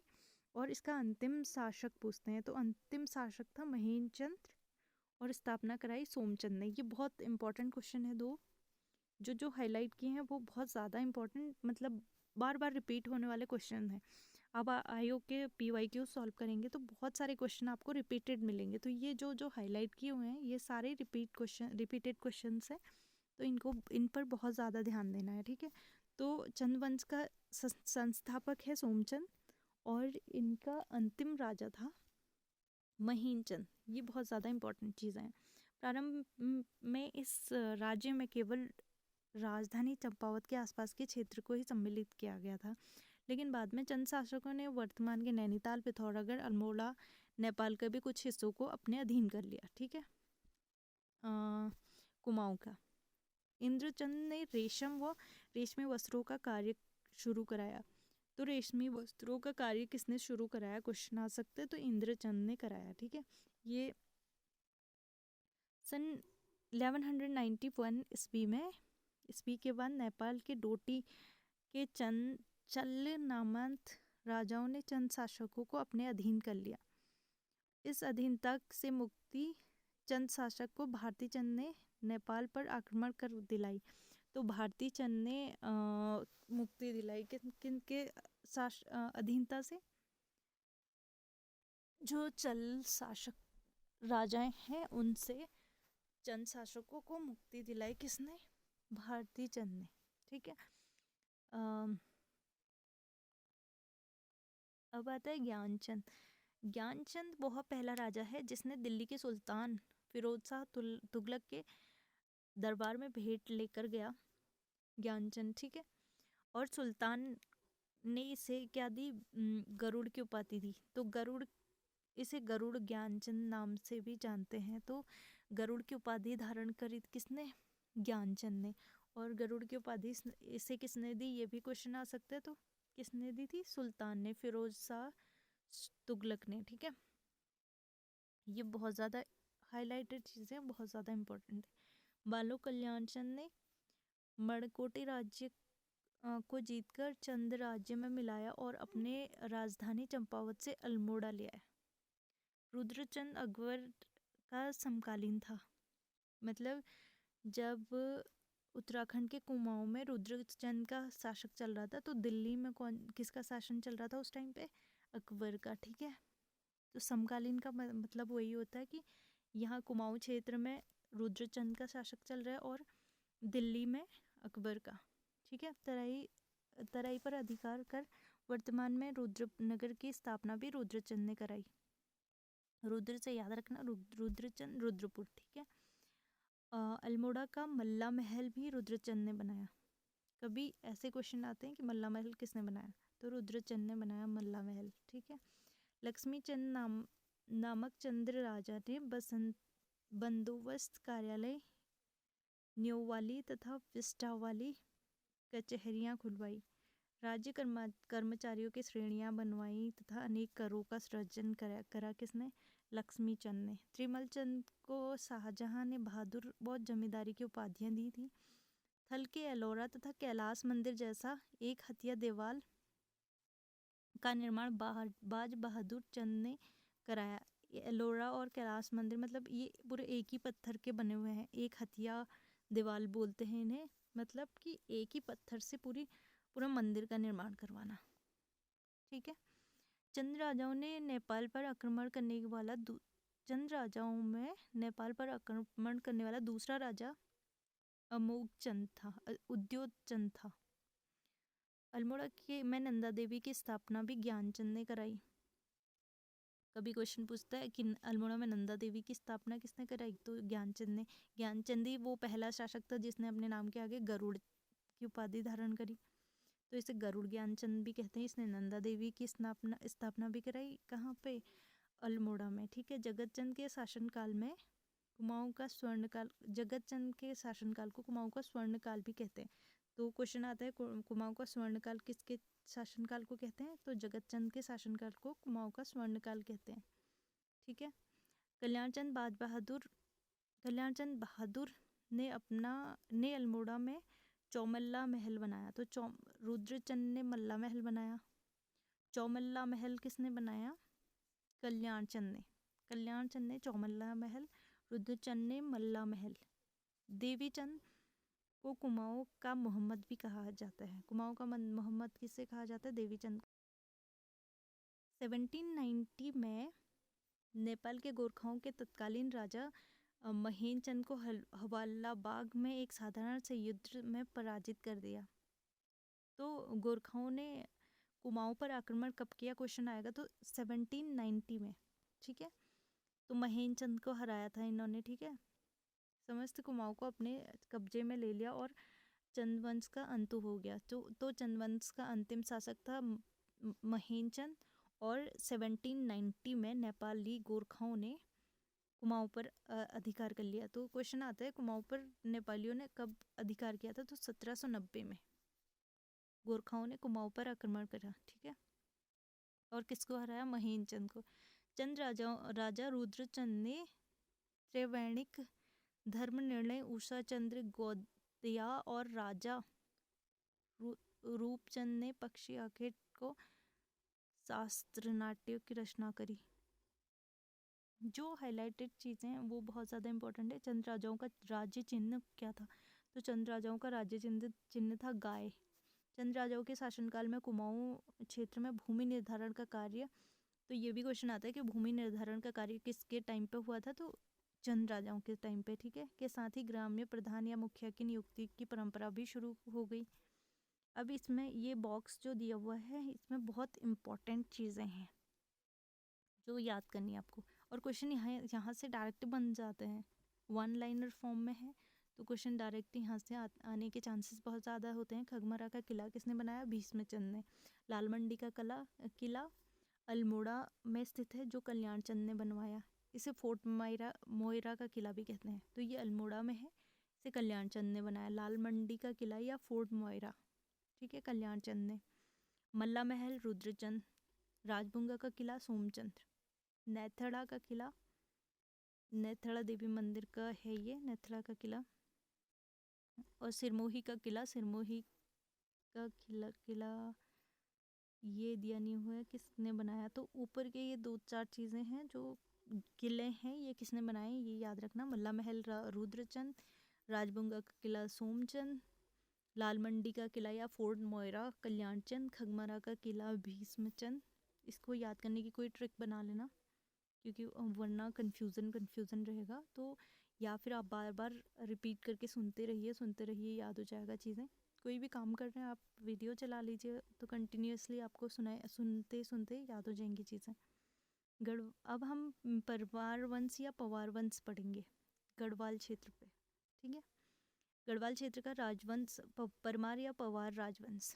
14वीं शताब्दी में गढ़वाल क्षेत्र में छोटे छोटे 52 ठकुरी राजाओं का शासन रहा। शक्तियों के अभाव की एवं सुरक्षा के अभाव की वजह से किले बनने लगे, अपने अपने किले बनाने लगे सब लोग। मतलब जिस क्षेत्र में रहने लगे उसको अपना गढ़ स्थापित कर देते थे वो लोग, ठीक है। गुर्जर देश से पवार वंशी कनकपाल नामक युवक तीर्थाटन पर आया। तो कनकपाल आया था तीर्थाटन पे। गढ़ी राजाओं सोनपाल तथा कनकपाल का गढ़ी राजा सोनपाल ने कनकपाल का स्वागत किया, अपना उत्तराधिकारी घोषित कर दिया और अपनी पुत्री का विवाह कर दिया उसके साथ, कनकपाल के साथ। इसी कनकपाल द्वारा 688 ईस्वी में चांदपुर गढ़ी चमोली के पास परमार वंश की नींव रखी गई। तो परवार या पवार वंश की नींव किसने रखी? कनकपाल ने, ठीक है। 688 में अगस्त 1949 में परमार वंश के कुल 60 राजा हुए। इस वंश के 37वें राजा अजयपाल ने के पूर्ववर्ती राजाओं ने के विषय में कोई ठोस ऐतिहासिक प्रमाण उपलब्ध नहीं है। अजयपाल ने अपने भुजबल के से पूर्वजों के लघु राज्य को विशाल राज्य में बदलते हुए समस्त 51 गणपतियों को जीत लिया था। अजयपाल ने 51 गणपतियों को जीत लिया था और गढ़भूमि का एकीकरण किया। मतलब 51 गढ़ जीतकर उनका पूरा एकीकरण कर लिया। मतलब कि पहले अलग अलग सब जो जहाँ पे रहता था वहाँ गढ़ बना लेता था, तो उन सबको एक कर लिया, एकीकरण कर लिया सबका, सबको अपने अधीन कर लिया। मतलब 51 गढ़ को अजयपाल ने, ठीक है। इसने अपनी राजधानी चांदपुर गढ़ी से हटाकर श्रीनगर में स्थापित करी। तो क्वेश्चन आता है कि चांदपुर गढ़ी से पवार वंश के किस राजा ने चांदपुर गढ़ी से हटाकर अपनी राजधानी श्रीनगर शिफ्ट करी थी? तो अजयपाल ने करी थी। आपको ऐसे ही याद करना है, क्योंकि बुक हम पढ़ते हैं हमें समझ नहीं आता कि क्वेश्चन आते कैसे हैं। तो ये जो हाईलाइटेड पॉइंट हैं इनमें से सीधे डायरेक्ट क्वेश्चन पूछ लेते हैं, तो आपको ये चीज़ें बहुत अच्छे से याद करनी है। अजयपाल ने देवलगढ़ में अपने लिए एक राजप्रसाद का निर्माण कराया और उसमें कुलदेवी राजेश्वरी की प्रतिष्ठा की। देवलगढ़ में अजयपाल का पद्मासन मुद्रा में कानों में कुंडल पहने व सर पर पगड़ी बांधे हुए चित्र है, जो गोरखनाथ पंथ के अनुयायी होने के घोतक हैं। परमार वंश के 52वां शासक सहजपाल अकबर के समकालीन थे। सहजपाल के बाद बलभद्र शाह परमार शासक बने, ठीक है, जिसने अपने नाम के आगे शाह की उपाधि जोड़ी। तो अपने नाम के आगे शाह की उपाधि किसने जोड़ी, ऐसे क्वेश्चन आ सकता है। तो बलभद्र शाह ने, ऐसे करके याद रख सकते हो आप। इसने अपने बल का प्रयोग करके अपने नाम के आगे शाह की उपाधि जोड़ ली। याद रखने के लिए कोई भी ट्रिक बना सकते हैं आप। तो कुछ भी हो, पेपर में क्वेश्चन सही करना है हमें, कोई कैसे ट्रिक से भी याद करके, ठीक है, या फिर हम बार बार इसे सुन के हमें याद हो जाएंगी चीज़ें।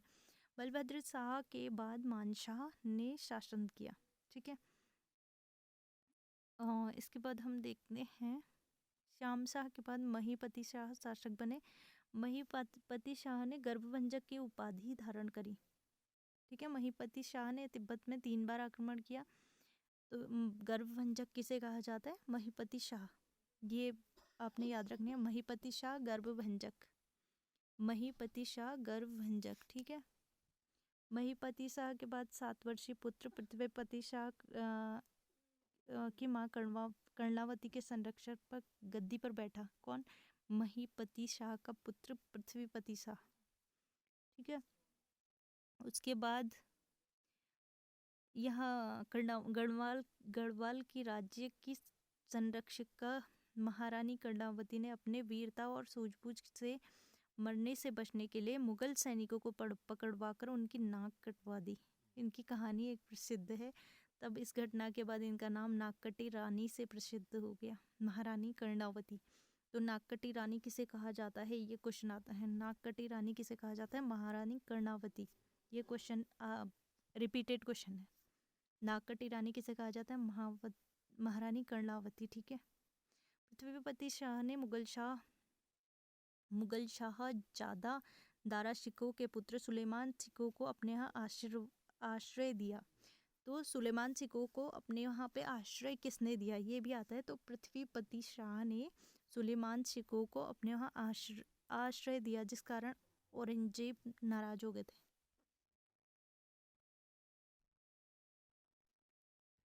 ठीक है। इसके बाद 1662 में दिल्ली में इनकी मृत्यु हो गई। उसके बाद देखते हैं फतेहपति शाह बहुत प्रतापी व कला प्रेमी थे। फतेहपति शाह और फतेह शाह का एक चीज़ आपने ये भी याद रखनी है कि फतेहपति शाह के उसमें अकबर के समान नवरत्न पाए जाते थे। किसके? फतेहपति के साहब के टाइम पीरियड में। और चीज़ें आपने क्या रखनी है याद? 1791 में गोरखों ने गढ़वाल पर आक्रमण करा। कुमाऊं पर 1990 में किया था, 1790 में। और 1791 में गोरखों ने गढ़वाल पर आक्रमण कर लिया और लंगूरगढ़ नामक स्थान पर पराजित हुए, ठीक है। इस युद्ध के बाद 1803 में अमर सिंह थापा तथा हस्तदलिया चतुरिया के नेतृत्व में गोरखों ने गढ़वाल पर पुनः आक्रमण कर काफ़ी मारकाट किया और इससे काफ़ी भाग अपने कब्जे में ले लिया। जब गोरखों ने गढ़वाल पर आक्रमण किया और काफ़ी ज़्यादा मारकाट के बाद पूरा क्षेत्र अपने अधीन कर लिया, प्रद्युमन शाह गढ़वाल से मैदान की ओर चले गए। तो आखिरी शासक कौन था? प्रद्युमन शाह। प्रद्युमन शाह ने सहारनपुर में अपने आभूषण व बहुमूल्य सिंहासन बेचकर सेना को पुनः संगठित किया। 14 मई 1804 को देहरादून के खुड़बुड़ा के मैदान पर 14 मई 1804 को देहरादून के खुड़बुड़ा के मैदान पर गोरखाओं से हुए निर्णायक युद्ध में प्रद्युमन शाह वीरगति को प्राप्त हुए। तो ये डेट याद रखनी है आपने, 14 मई 1804 में देहरादून के खुड़बुड़ा मैदान पर प्रद्युमन शाह वीरगति को प्राप्त हो गए तथा संपूर्ण गढ़वाल और कुमाऊं पे नेपाली गोरखाओं का अधिकार हो गया। ठीक है, ये डेट याद रखनी है, 14 मई 1804 में। ठीक है, पूरी तरह से किस पे अधिकार कर लिया गोरखाओं ने? डेट आपने बिल्कुल याद रखनी है। 1790 में नेपाल मतलब गोरखाओं ने कहाँ पे? कुमाऊं पे महेंद्रचंद को हरा के पूरे कुमाऊं पे अधिकार कर लिया था। और 1804 में गढ़वाल पे, ठीक है, और प्रद्युमन शाह को हरा कर। ठीक है, तो प्रद्युमन शाह यहाँ पे देहरादून के खुड़बुड़ा के मैदान पर वीर गति को प्राप्त हो गए। प्रद्युमन शाह के बाद उनका पुत्र प्रीतम शाह को गोरखाओं ने बंदी बनाकर काठमांडू भेज दिया। काठमांडू नेपाल में है, तो वहाँ पे भेज दिया। जबकि उसके दूसरे पुत्र सुदर्शन शाह हरिद्वार में रहकर स्वतंत्र होने का प्रयास करते रहे। उसकी मांग पर अंग्रेज गवर्नर, जो उनका दूसरा पुत्र था, उनकी मांग पर गवर्नर लॉर्ड हेस्टिंग ने अक्टूबर 1814 को गोरखों के विरुद्ध अंग्रेजी सेना भेज दी। ठीक है, युद्धोपरांत 1815 में शुरू में गढ़वाल स्वतंत्र हो गया। ऐसा कहा जाता है कि वायदे के मुताबिक गढ़वाल नरेश अंग्रेजों द्वारा 7 लाख रुपए न अदा कर पाने के कारण अंग्रेजों ने गढ़वाल के पूर्वी भाग का आधा राज्य ले लिया, परंतु विद्वान ने इसे अंग्रेजों का षड्यंत्र मानते हैं। उन्होंने अपना षड्यंत्र रचा और मतलब टैक्स इतना लगाए, 7 लाख रुपए अदा न करने की वजह से वो ले लिया, बोलते हैं ऐसा। बट अंग्रेजों की से क्या बोलते हैं, मतलब कि चाल थी, और उन्होंने अपना पूरा राज्य मतलब उतना पूरा आधा राज्य हड़प लिया। परंतु विद्वान इसे षड्यंत्र मानते हैं अंग्रेजों का, क्योंकि गढ़वाल नरेश ने केवल स्वतंत्र कराने का ही करार था। ठीक है, विवश होकर सुदर्शन शाह ने 28 दिसंबर 1815 को अपनी राजधानी श्रीनगर से हटाकर टिहरी स्थापित करी। फिर 1815 में, ठीक है, सुदर्शन शाह ने, उनके वंशज 1 अगस्त 1949 तक टिहरी गढ़वाल पर राज करते रहे। तथा भारत में विलय होने के बाद टिहरी राज्य को उत्तर प्रदेश का एक जनपद बना लिया गया। तो ये डेट याद रखनी है। ये क्वेश्चन पता नहीं कितनी बार हर पेपर में मुझे लगता है रिपीट होता है, हर तीसरे पेपर में मान सकते हैं कि टिहरी का विलय कब हुआ। तो पूरी डेट याद रखनी है, 1 अगस्त 1949। ठीक है, अब देखते हैं पवार राजाओं के काल में महोदया काव्य, गढ़ राजवंश काव्य, सुदर्शनोदय, अनेक आदि काव्य रचे गए। इसमें सबसे प्राचीन राजा मानशाह के समय पर काव्य मानोदय है, जिसकी रचना भरत कवि के द्वारा की गई थी। राजा सुदर्शन शाह या सूरत कवि की रचना सभासार के कई खंडों में है। और ये जो ब्रैकेट में आपको दिया हुआ है, ये बहुत इंपॉर्टेंट चीज़ें हैं, आपको एज इट इज़ याद रखनी है विद डेट। सुदर्शन शाह, गढ़वाल का विभाजन 28 दिसंबर 1815 को राजधानी श्रीनगर से हटाकर टिहरी स्थानांतरित करी गई।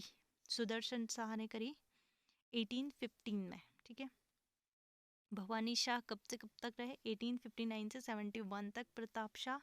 टिहरी में अंग्रेजी शिक्षा की शुरुआत किसने करी? प्रताप शाह ने। सर कीर्ति शाह ने क्या किया? 1898 में अंग्रेजों ने इन्हें CSI की उपाधि दी। ठीक है। नरेंद्र शाह। प्रजामंडल की मांग के लिए जन आंदोलन किया नरेंद्र शाह ने। मानवेंद्र शाह। भारत के स्वतंत्र हो जाने के कारण स्वतंत्रता की मांग और आंदोलन के लिए फरवरी 1948 में प्रजातंत्रात्मक शासन के लिए 4 सदस्यीय प्रजामंडल की स्थापना करी थी मानवेंद्र शाह ने। और 1 अगस्त 1949 में भारत में विलय किया गया किसका? टिहरी का। इस वंश का प्राचीनतम ताम्रपत्र राजा जगतपाल का है, जो कि देवप्रयाग के रघुनाथ मंदिर में स्थित है। इसका काल 1455 तक। अब हम देखते हैं गोरखा काल। ठीक है।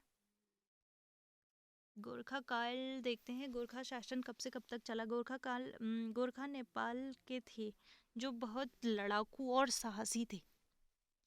कुमाऊं के चंद राजाओं की कमजोरी का लाभ उठाते हुए 1790 में इन्होंने एक छोटे से युद्ध में अल्मोड़ा पर अधिकार कर लिया।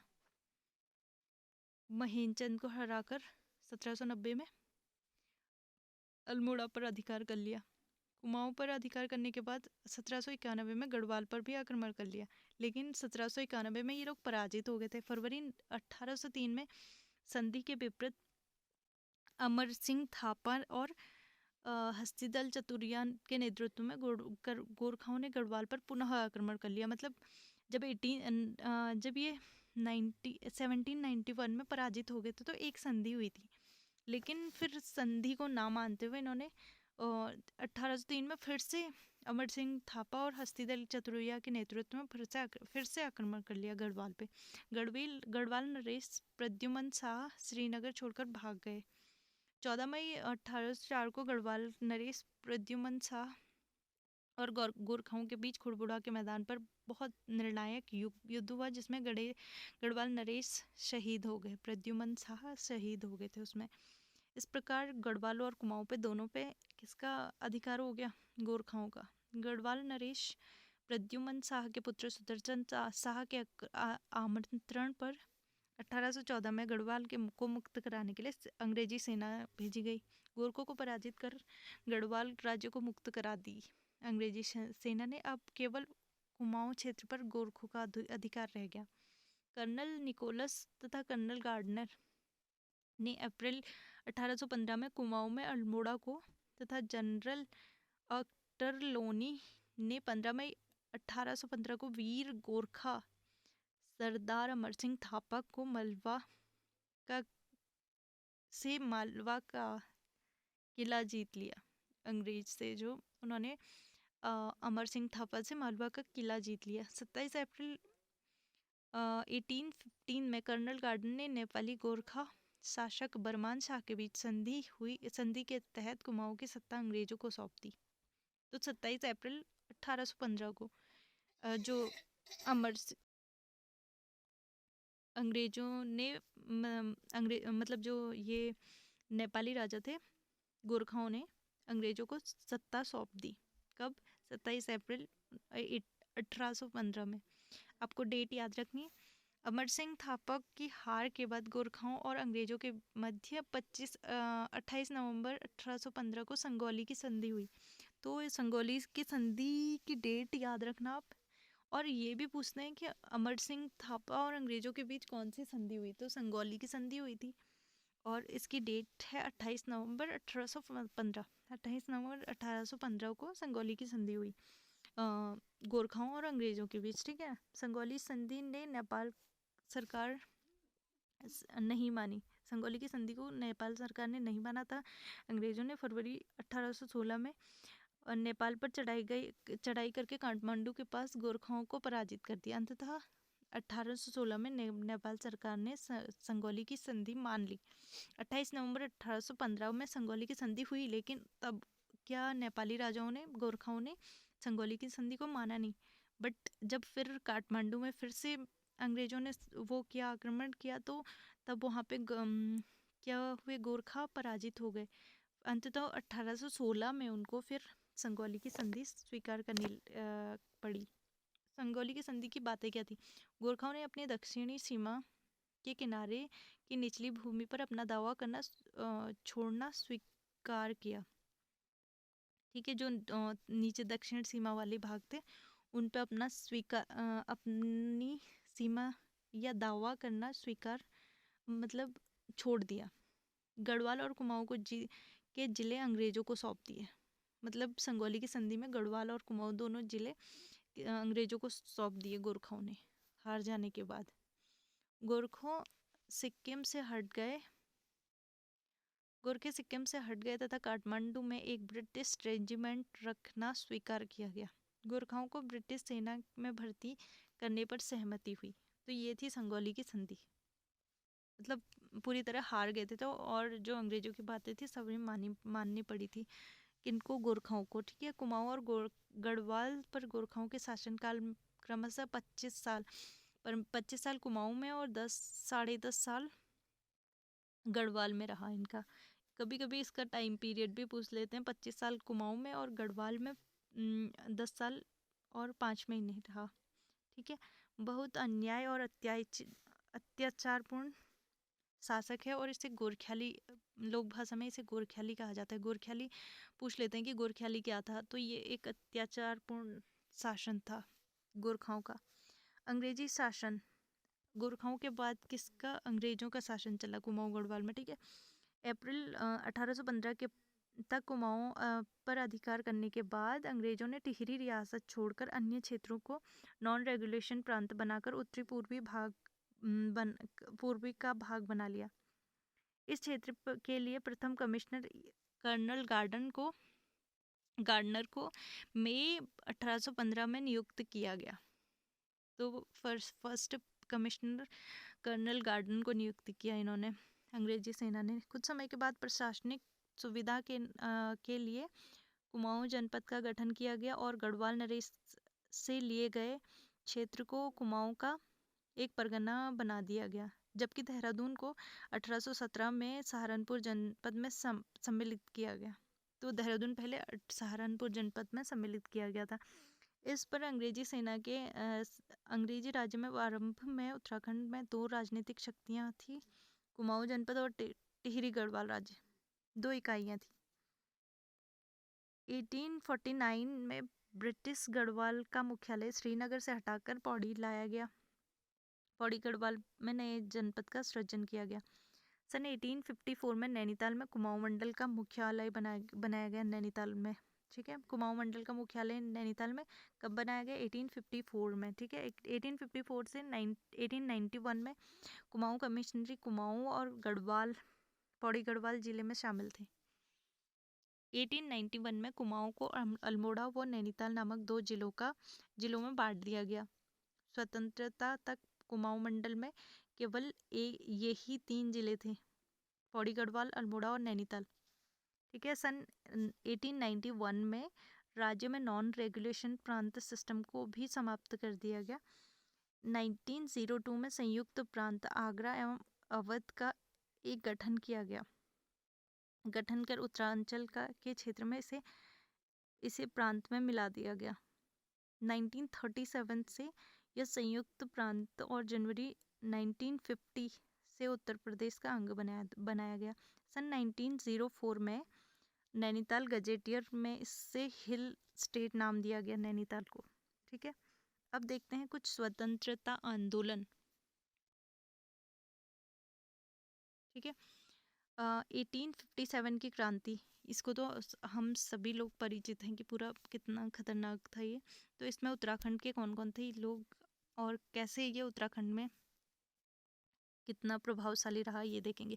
1857 के आंदोलन में अमर का असर राज्य में बहुत कम था, क्योंकि ये एकदम साइड में था, क्योंकि अन्यायपूर्ण गोरखा शासन यहाँ पहले से चल रहा था कि अपेक्षा लोगों को अंग्रेज सुधारवादी लगने लगे। मतलब ऐसा होता है, कहीं पे हमें चोट लगी होती है तो हमें दर्द होता है नॉर्मली जहाँ पे लगी होती है, बट उससे भी ज़्यादा कहीं और लग जाती है तो फिर हम वो पहले वाली चोट को भूल जाते हैं। ऐसा ही हुआ था यहाँ पे उत्तराखंड में 1857 की क्रांति के टाइम पे, क्योंकि गोरखा लोग इतने अन्याय और अत्याचार इतना ज़्यादा करते थे, तो उनको एज़ कम्पेयर टू गोरखा, तो अंग्रेज लोग थोड़े सही लगे, तो उनका अत्याचार उतना ज़्यादा नहीं लगता था। उन्हें लगता था, उत्तराखंड में ऐसा लगता था कि अंग्रेज तब भी सही है as compare to Gorkha. Gorkha बहुत अत्याचार और अन्याय करते थे, तभी उसको गोरख्याली नाम से जानते हैं, उनके शासन को। ठीक है, तो अन्यायपूर्ण शासक गोरखा की अपेक्षा लोगों को अंग्रेज शासन सुधारवादी लगा। कुमाऊं कमिश्नर रैमजे काफ़ी कुशल और उदार शासक थे। टिहरी में नरेश की अंग्रेजों के प्रति भक्ति थी, और चार राज्य में शिक्षा, संचार तथा यातायात के साधनों में कमी थी। उपरोक्त बातों के बावजूद राज्य में कुछ आंदोलन चलते ही रहते थे। चंपावत जिलों में बीसुंग लोहाघाट गांव में कालू सिंह मेहरा, तो ये सबसे पहले इंसान है जिन्होंने एक गुप्त संगठन क्रांतिवीर नाम का बनाया। ठीक है, गुप्त संगठन बनाया कालू मेहरा ने। ठीक है, बनाकर अंग्रेजी खिलाफत चलाया और इन्हें उत्तराखंड का प्रथम स्वतंत्रता संग्राम सेनानी भी का गौरव प्राप्त हुआ। तो ये क्वेश्चन आता है, उत्तराखंड का प्रथम स्वतंत्रता संग्राम सेनानी का गौरव किसे प्राप्त हुआ? तो कालू मेहरा के साथ साथ 3-4 ऑप्शन और दे देंगे, तो आपको कंफ्यूज नहीं होना है। तो आपने करना है कालू सिंह मेहरा। ठीक है, कुमाऊं क्षेत्र के हल्द्वानी में 17 सितंबर 1857 को राज्य के लगभग 1000 क्रांतिकारियों ने हल्द्वानी पर एकाधिकार अधिकार कर लिया, जिस पर अंग्रेज बड़ी मुश्किल से पुनः कब्जा कर पाए। इस घटना में अनेक क्रांतिकारियों ने अपने प्राणों की आहुति दी। 1857 के बाद क्या हुआ? 1857 के बाद आर्य समाज तथा अन्य संगठनों द्वारा किए गए धार्मिक सामाजिक सुधारों तथा शिक्षा का प्रचार में लोगों ने राजनीतिक चेतना का विस्तार हुआ। 1870 में अल्मोड़ा में डिबेटिंग क्लब की स्थापना हुई। आपको डेट याद रखनी है, सीधे क्वेश्चन पूछ लेते हैं, डिबेटिंग क्लब की स्थापना कब हुई, कौन से सन में हुई? तो 1870 में डिबेटिंग क्लब की स्थापना हुई। अल्मोड़ा अखबार कब निकला? 1871 में। याद रखना, पहले डिबेटिंग क्लब की स्थापना हुई 1870 में अल्मोड़ा से ही। ठीक है, और 1871 में अल्मोड़ा अखबार निकला। ठीक है, 1886 में कलकत्ता में हुए कांग्रेस के दूसरे सम्मेलन में कुमाऊं क्षेत्र में ज्वालादत्त जोशी समेत 2 नेताओं ने भाग लिया। ठीक है, 20वीं सदी के प्रथम दशक में उत्तराखंड के राजनीतिक मंच पर पंडित गोविंद बल्लभ पंत का प्रवेश हुआ और उन्होंने हैप्पी क्लब की स्थापना करी। हैप्पी क्लब की स्थापना उन्होंने 1903 में करी। किसने करी? पंडित गोविंद बल्लभ पंत ने 1903 में हैप्पी क्लब की स्थापना करी। ठीक है, बंगाल विभाजन 1905 के बाद देश में चलने वाले बहिष्कार व स्वदेशी आंदोलन का राज्य में व्यापक असर था। ठीक है, वन नीति विरोध अल्मोड़ा से स्टार्ट हुआ था। अब आपने देखना है कि राज्य में चेतना का प्रसार और आंदोलन के संगठित ढंग से चलाने के लिए कुमाऊं में अल्मोड़ा कांग्रेस की स्थापना कब हुई? अल्मोड़ा कांग्रेस की स्थापना 1912 में हुई थी। सब ईयर याद रखने हैं आपने। डिबेटिंग क्लब 1817, अल्मोड़ा अखबार 1871, हैप्पी क्लब 1903, बंगाल विभाजन 1905। ठीक है, और अल्मोड़ा कांग्रेस 1912। अल्मोड़ा कांग्रेस 1912 तिलक और बेसेंट द्वारा 1914 में शुरू किए गए होम रूल लीग 1914 में शुरू किया गया होम रूल लीग आंदोलन से प्रेरित होकर विक्टर मोहन जोशी, बद्रीदत्त पांडे, चिरंजी लाल तथा हेमचंद आदि ने मिलकर होम रूल लीग की स्थापना करी। तो होम रूल लीग की स्थापना विक्टर मोहन जोशी, बद्रीनाथ पांडे, चिरंजी लाल, हेमचंद आदि ने मिलकर होम रूल लीग चलाया। दक्षिण अफ्रीका से लौटने के बाद 1916 में गांधी जी ने देहरादून की यात्रा की। 1916 में गांधी जी ने देहरादून की यात्रा की। राज्य की सामाजिक, आर्थिक, राजनीतिक, शैक्षणिक समस्याओं पर विचार करने के लिए गोविंद बल्लभ पंत ने बद्रीदत्त पांडे आदि नेताओं ने प्रयास के बाद 1916 में कुमाऊं परिषद का गठन हुआ। अल्मोड़ा कांग्रेस 1912, कुमाऊं परिषद 1916, home rule league 1914। Almora Congress 1912, home rule league 1914, Kumaon परिषद 1916। ये याद रखना है आपने। 1926 में इसका विलय कांग्रेस में हो गया। 1918 में बैरिस्टर मुकुंदलाल अनुसुईया प्रसाद बहुगुणा के प्रयासों से कांग्रेस गढ़वाल कांग्रेस कमेटी के गठन हुआ। इन दोनों नेताओं ने 1919 में अमृतसर कांग्रेस में भी भाग लिया था। सन 1920 में गांधी जी द्वारा शुरू किए गए असहयोग आंदोलन में राज्य के लोगों द्वारा बढ़ चढ़कर भाग लिया गया। इसके दौरान ही 1921 में बद्रीदत्त पांडे, याद रखना है आपने नेम, 1921 में बद्रीदत्त पांडे, हरगोविंद पंत, चिरंजी लाल के नेतृत्व में कुमाऊं मंडल में 40,000 स्वतंत्रता सेनानियों ने बागेश्वर में सरयू के तट पर कूली बेगार न करने के लिए और इससे संबंधित सभी रजिस्टर सरयू नदी में बहा दिए। तो कूली बेगार क्या था? पहले से जो अंग्रेज आते थे, जैसे अंग्रेज हमारे गांव आ रहे, तो हमें क्या करना पड़ता था, उनका जितना सामान होता था तो उसको एक गांव से दूसरे गांव तक शिफ्ट करना होता था। जैसे अंग्रेजों को 4 गांव छोड़ के जाना है, तो सबसे पहले एंटर किया अंग्रेजों ने हमारे गांव में, तो हमें यहाँ से अगले गांव तक छोड़ने जाना पड़ता था उनका सारा सामान। तो ये कूली बेगार था, ऐसे करना ही पड़ता था। अगर ऐसा ना करा, उन्हें ऐसा करने से मना करा, तो वो लोग मतलब बहुत अत्याचार करते थे। तो यही कूली बेगार आंदोलन था। तो इसका 1921 में इसका अंत कर दिया गया। किसने के नेतृत्व में? बद्रीदत्त पांडे, हरगोविंद पंत और चिरंजी लाल के नेतृत्व में 20,000 स्वतंत्रता सेनानी थे। सब बागेश्वर के पास सरयू नदी के तट पर कूली बेगार न देने की शपथ ली इन लोगों ने और रजिस्टर बहा दिए। सारे रजिस्टर होते थे सारे कि कूली बेगार दे रहे हैं और यहाँ से यहाँ तक ये ले जाएगा, उसमें नोट की जाती थी सारी चीज़ें। तो सारे रजिस्टर उन्होंने पानी में बहा दिए उस दिन। ठीक है, 1921 में। डेट भी याद रखनी है आपने। 14 जून से 2 जुलाई 1929 तक गांधी जी ने और नेहरू ने कुमाऊं क्षेत्र के हल्द्वानी, भवाली, ताड़ीखेत, अल्मोड़ा, बागेश्वर, कौसानी आदि स्थानों पर कई सभाएं की। कौसानी में अपने 12 दिन के प्रवास के दौरान गांधी जी ने अनासक्ति योग टीका लिखी। ठीक है, ये क्वेश्चन बहुत बार रिपीट हुआ है कि गांधी जी ने अनासक्ति योग टीका कहाँ लिखी? तो कौसानी में लिखी थी, अपने 12 दिन के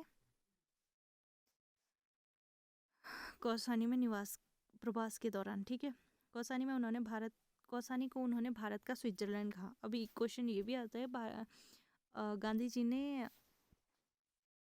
भारत का स्विट्जरलैंड किसे कहा? तो भारत का स्विट्जरलैंड कौसानी को कहा।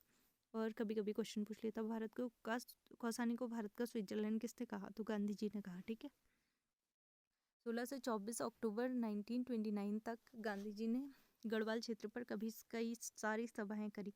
26 जनवरी 1930 को टिहरी रियासत छोड़कर पूरे उत्तराखंड में जगह जगह तिरंगा फहराया गया। 26 जनवरी 1930 को। ठीक है, और कई स्थानों पर नमक बनाया गया। साबरमती से दांडी तक महात्मा गांधी के साथ 78 सत्याग्रहों में 3 ज्योतिराम कांडपाल, भैरवदत्त जोशी तथा गोरखावीर खड़क बहादुर उत्तराखंड के थे। तो जब नमक आंदोलन चल रहा था, उसमें 78 सत्याग्रहों में से 3 कौन थे? उत्तराखंड के थे। इनका नाम बहुत इंपॉर्टेंट हो जाता है क्योंकि ये उत्तराखंड के थे। तो इनमें ज्योतिराम कांडपाल, भैरवदत्त जोशी और गोरखावीर खड़क बहादुर, ये उत्तराखंड के थे। आपने याद रखना है। ठीक है, ब्रिटिश गढ़वाल में पहला राजनीतिक सम्मेलन 1930 में दुगड्डा में हुआ था। आज़ादी के तमाम आंदोलनों को गढ़वाल के कोने कोने तक पहुंचाने के लिए ऐतिहासिक नगरी दुगड्डा की अहम भूमिका रही। दुगड्डा में आंदोलनों की रूपरेखा स्वतंत्रता सेनानी पंडित धनीराम मिश्र के राष्ट्रीय होटल में तय की जाती थी।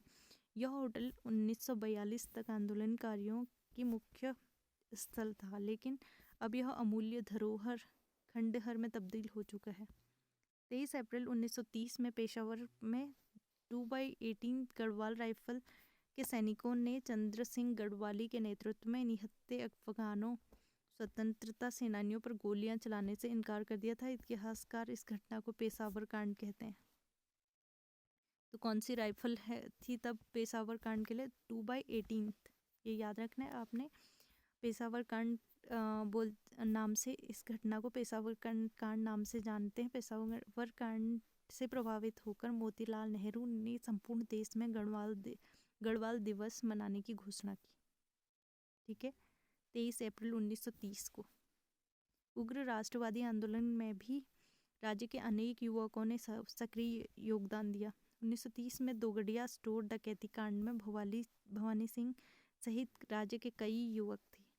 सोमेश्वर अल्मोड़ा के नज़दीक चनौदा में 1937 में शांतिलाल त्रिवेदी के प्रयास में गांधी आश्रम की स्थापना हुई, जिसे वह स्थान राजनीतिक गतिविधियों का केंद्र बन गया। 2 सितंबर 1942 को कश्मीर ने वहां मौजूद कार्यकर्ताओं को गिरफ्तार कर गांधी आश्रम में ताला लगा दिया। अब हम देखते हैं भारत छोड़ो आंदोलन। अगस्त 1942 में भारत में कई जगह जगह प्रदर्शन और हड़तालें होने लगी। देघाट अल्मोड़ा में पुलिस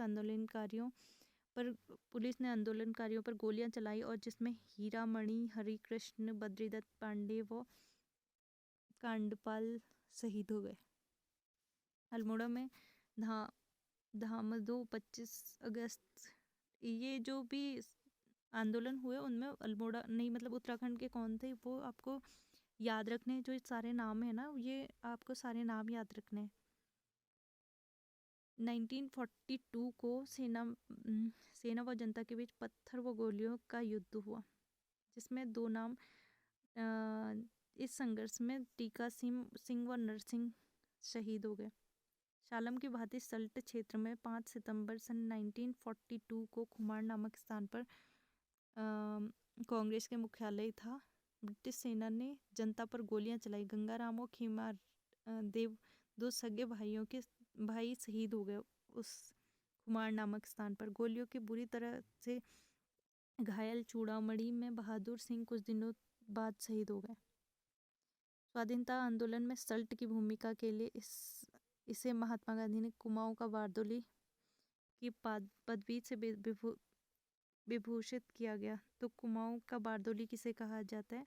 खुमार क्षेत्र को, सल्ट की घटना को। ठीक है, आज खुमार में प्रत्येक वर्ष 5 सितंबर को शहीद या स्मृति दिवस मनाया जाता है।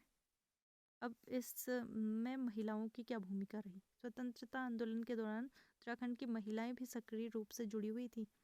इसके दौरान कुंती वर्मा, पद्मा जोशी, कुंता देवी रावत, दुर्गावती पंत, भागीरथी देवी वर्मा, तुलसी देवी रावत, भिवेड़ी देवी, भक्ति देवी, भागोली देवी, जानकी देवी, मंगला देवी, रेवती देवी, शकुंतला देवी आदि महिलाएं विशेष रूप से थी। आपको पढ़ते टाइम ऐसे लग रहा होगा कि ये नाम क्या याद रखने हैं। लास्ट टाइम आयोग का आप सारे क्वेश्चन देखेंगे, एक पेपर ऐसा था जिसमें ये महिलाओं के नेम दिए थे और उनमें से एक डिफरेंट महिला थी जिसका नाम इसमें नहीं है। तो ऐसा पूछा था कि निम्न में से स्वतंत्रता आंदोलन में कौन शामिल नहीं थी। तो आप जान सकते हैं एक एक नाम कितना इम्पोर्टेंट है इनमें से। ठीक है, तो आपको वो जो कॉमन से क्वेश्चन है वो तो सारे लोग कर लेंगे, लेकिन आपको वो क्वेश्चन करने हैं जिसमें जिनको लोग स्किप कर देते हैं। तो आपको एक एक चीज़ याद रखनी है। ठीक है, तो ये नेम याद रखना। आपको ऐसे याद करने के पर्पज से पढ़ोगे तो फिर याद नहीं होंगी। आप ना बार बार सुनते जाओ, चीज़ें खुद व खुद याद हो जाएंगी। अब बार बार रिपीट करके वीडियो देखिए, पढ़िए, और उसके बाद क्या होगा, आप क्वेश्चंस लगाइए, फिर आपके क्वेश्चन गलत नहीं होंगे कभी। नमक सत्याग्रह के समय अल्मोड़ा के नगरपालिका भवन में बेसनी देवी साहब के नेतृत्व में कुंती वर्मा, जीवंती, मंगला, रेवती आदि महिलाओं ने तिरंगा फहराया। ठीक है, ये बहुत इम्पोर्टेंट चीज़ है। अब कुछ पत्रिकाओं के योगदान। 1918 में होली के अंक का संपादक बद्रीदत्त पांडे ने किया। अल्मोड़ा अखबार 1918 में बद्रीदत्त पांडे ने शक्ति नामक एक साप्ताहिक पत्र का प्रकाशन किया। 1901 में कूली बेगार प्रथा के विरुद्ध गढ़वाल यूनियन द्वारा 1905 में देहरादून के पंडित गिरिजादत्त नैथानी के संपादक में गढ़वाली नामक अखबार का प्रकाशन हुआ 1905 में। 1939 में लैंसडौन से भक्त दर्शन तथा भैरवदत्त जोशी के संपादक तत्व में प्रकाशित कर्मभूमि तथा 1941 में देहरादून से प्रकाशित होने वाली मासिक पत्रिका युगवाणी ने भी स्वतंत्रता आंदोलन को गति प्रदान की। आज़ाद हिंद फौज में योगदान। आज़ाद हिंद फौज के कुल सैनिकों में लगभग 12% यानी कि 2500 सैनिक अकेले उत्तराखंड के थे। उस टाइम पे जब आज़ाद हिंद फौज थी तो उसमें 2500 टोटल 12% लोग उत्तराखंड के थे। ठीक है। बुद्धि शरण रावत जी ने रावत नेताजी के निजी सहायक तथा पितृ शरण रतूड़ी कर्नल थे। सूबेदार लेफ्टिनेंट चंद्र सिंह नेगी को सिंगापुर स्थित ऑफिसर्स ट्रेनिंग स्कूल में कमांडर नियुक्त किया गया था, जबकि मेजर देव सिंह दानू नेताजी के अंगरक्षक थे।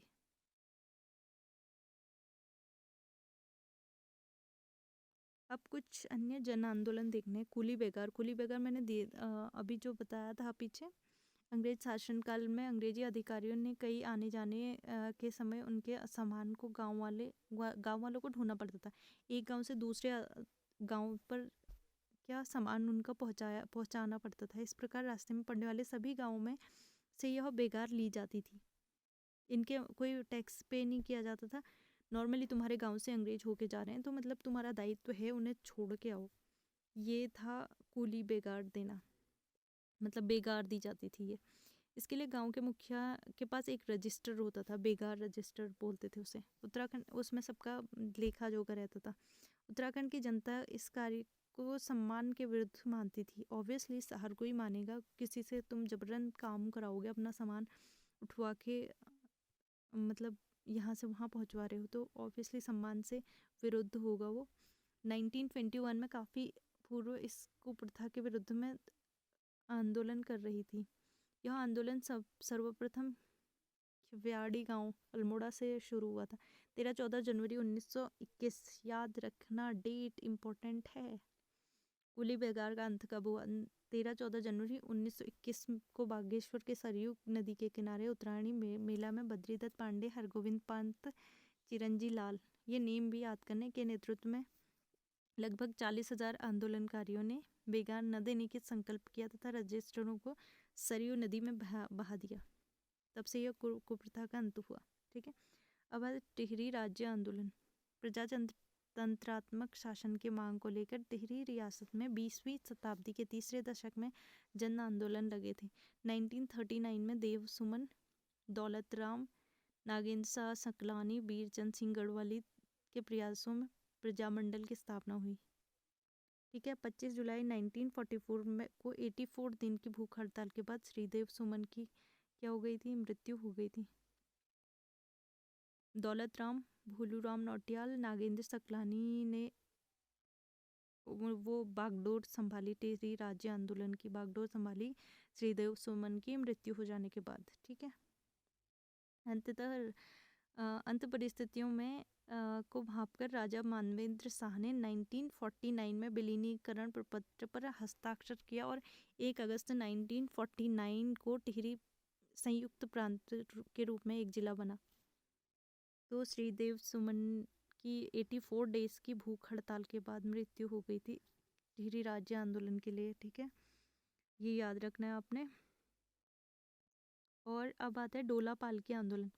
तो सामाजिक व्यवस्था के खिलाफ शिल्पकारों के इस आंदोलन का मुख्य उद्देश्य थे स्वर्ण दुहनों के समान स्थिति। मतलब पहले से क्या होता था, जो ये शिल्पकार लोग थे उनको क्या होता था, डोली में जाने के लिए वर्जित किया जाता था, तो वो डोली का प्रयोग नहीं कर सकते थे अपने शादी ब्याह के अवसरों पर, डोला पालकी जो होती है।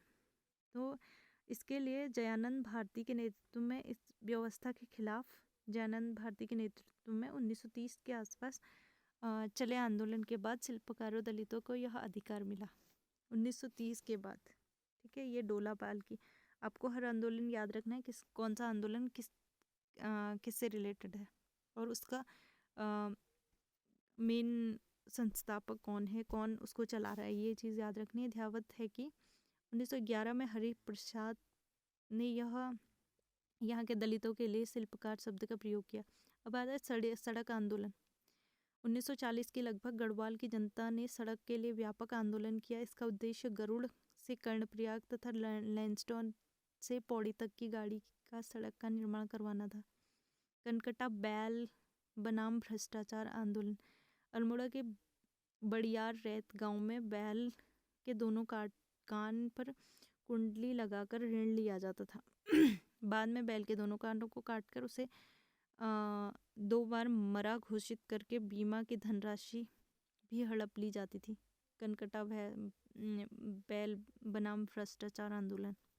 ठीक है कौन सा आंदोलन किससे रिलेटेड है ये याद रखना है आपने। कोटा खर्रा आंदोलन, ये किससे रिलेटेड है?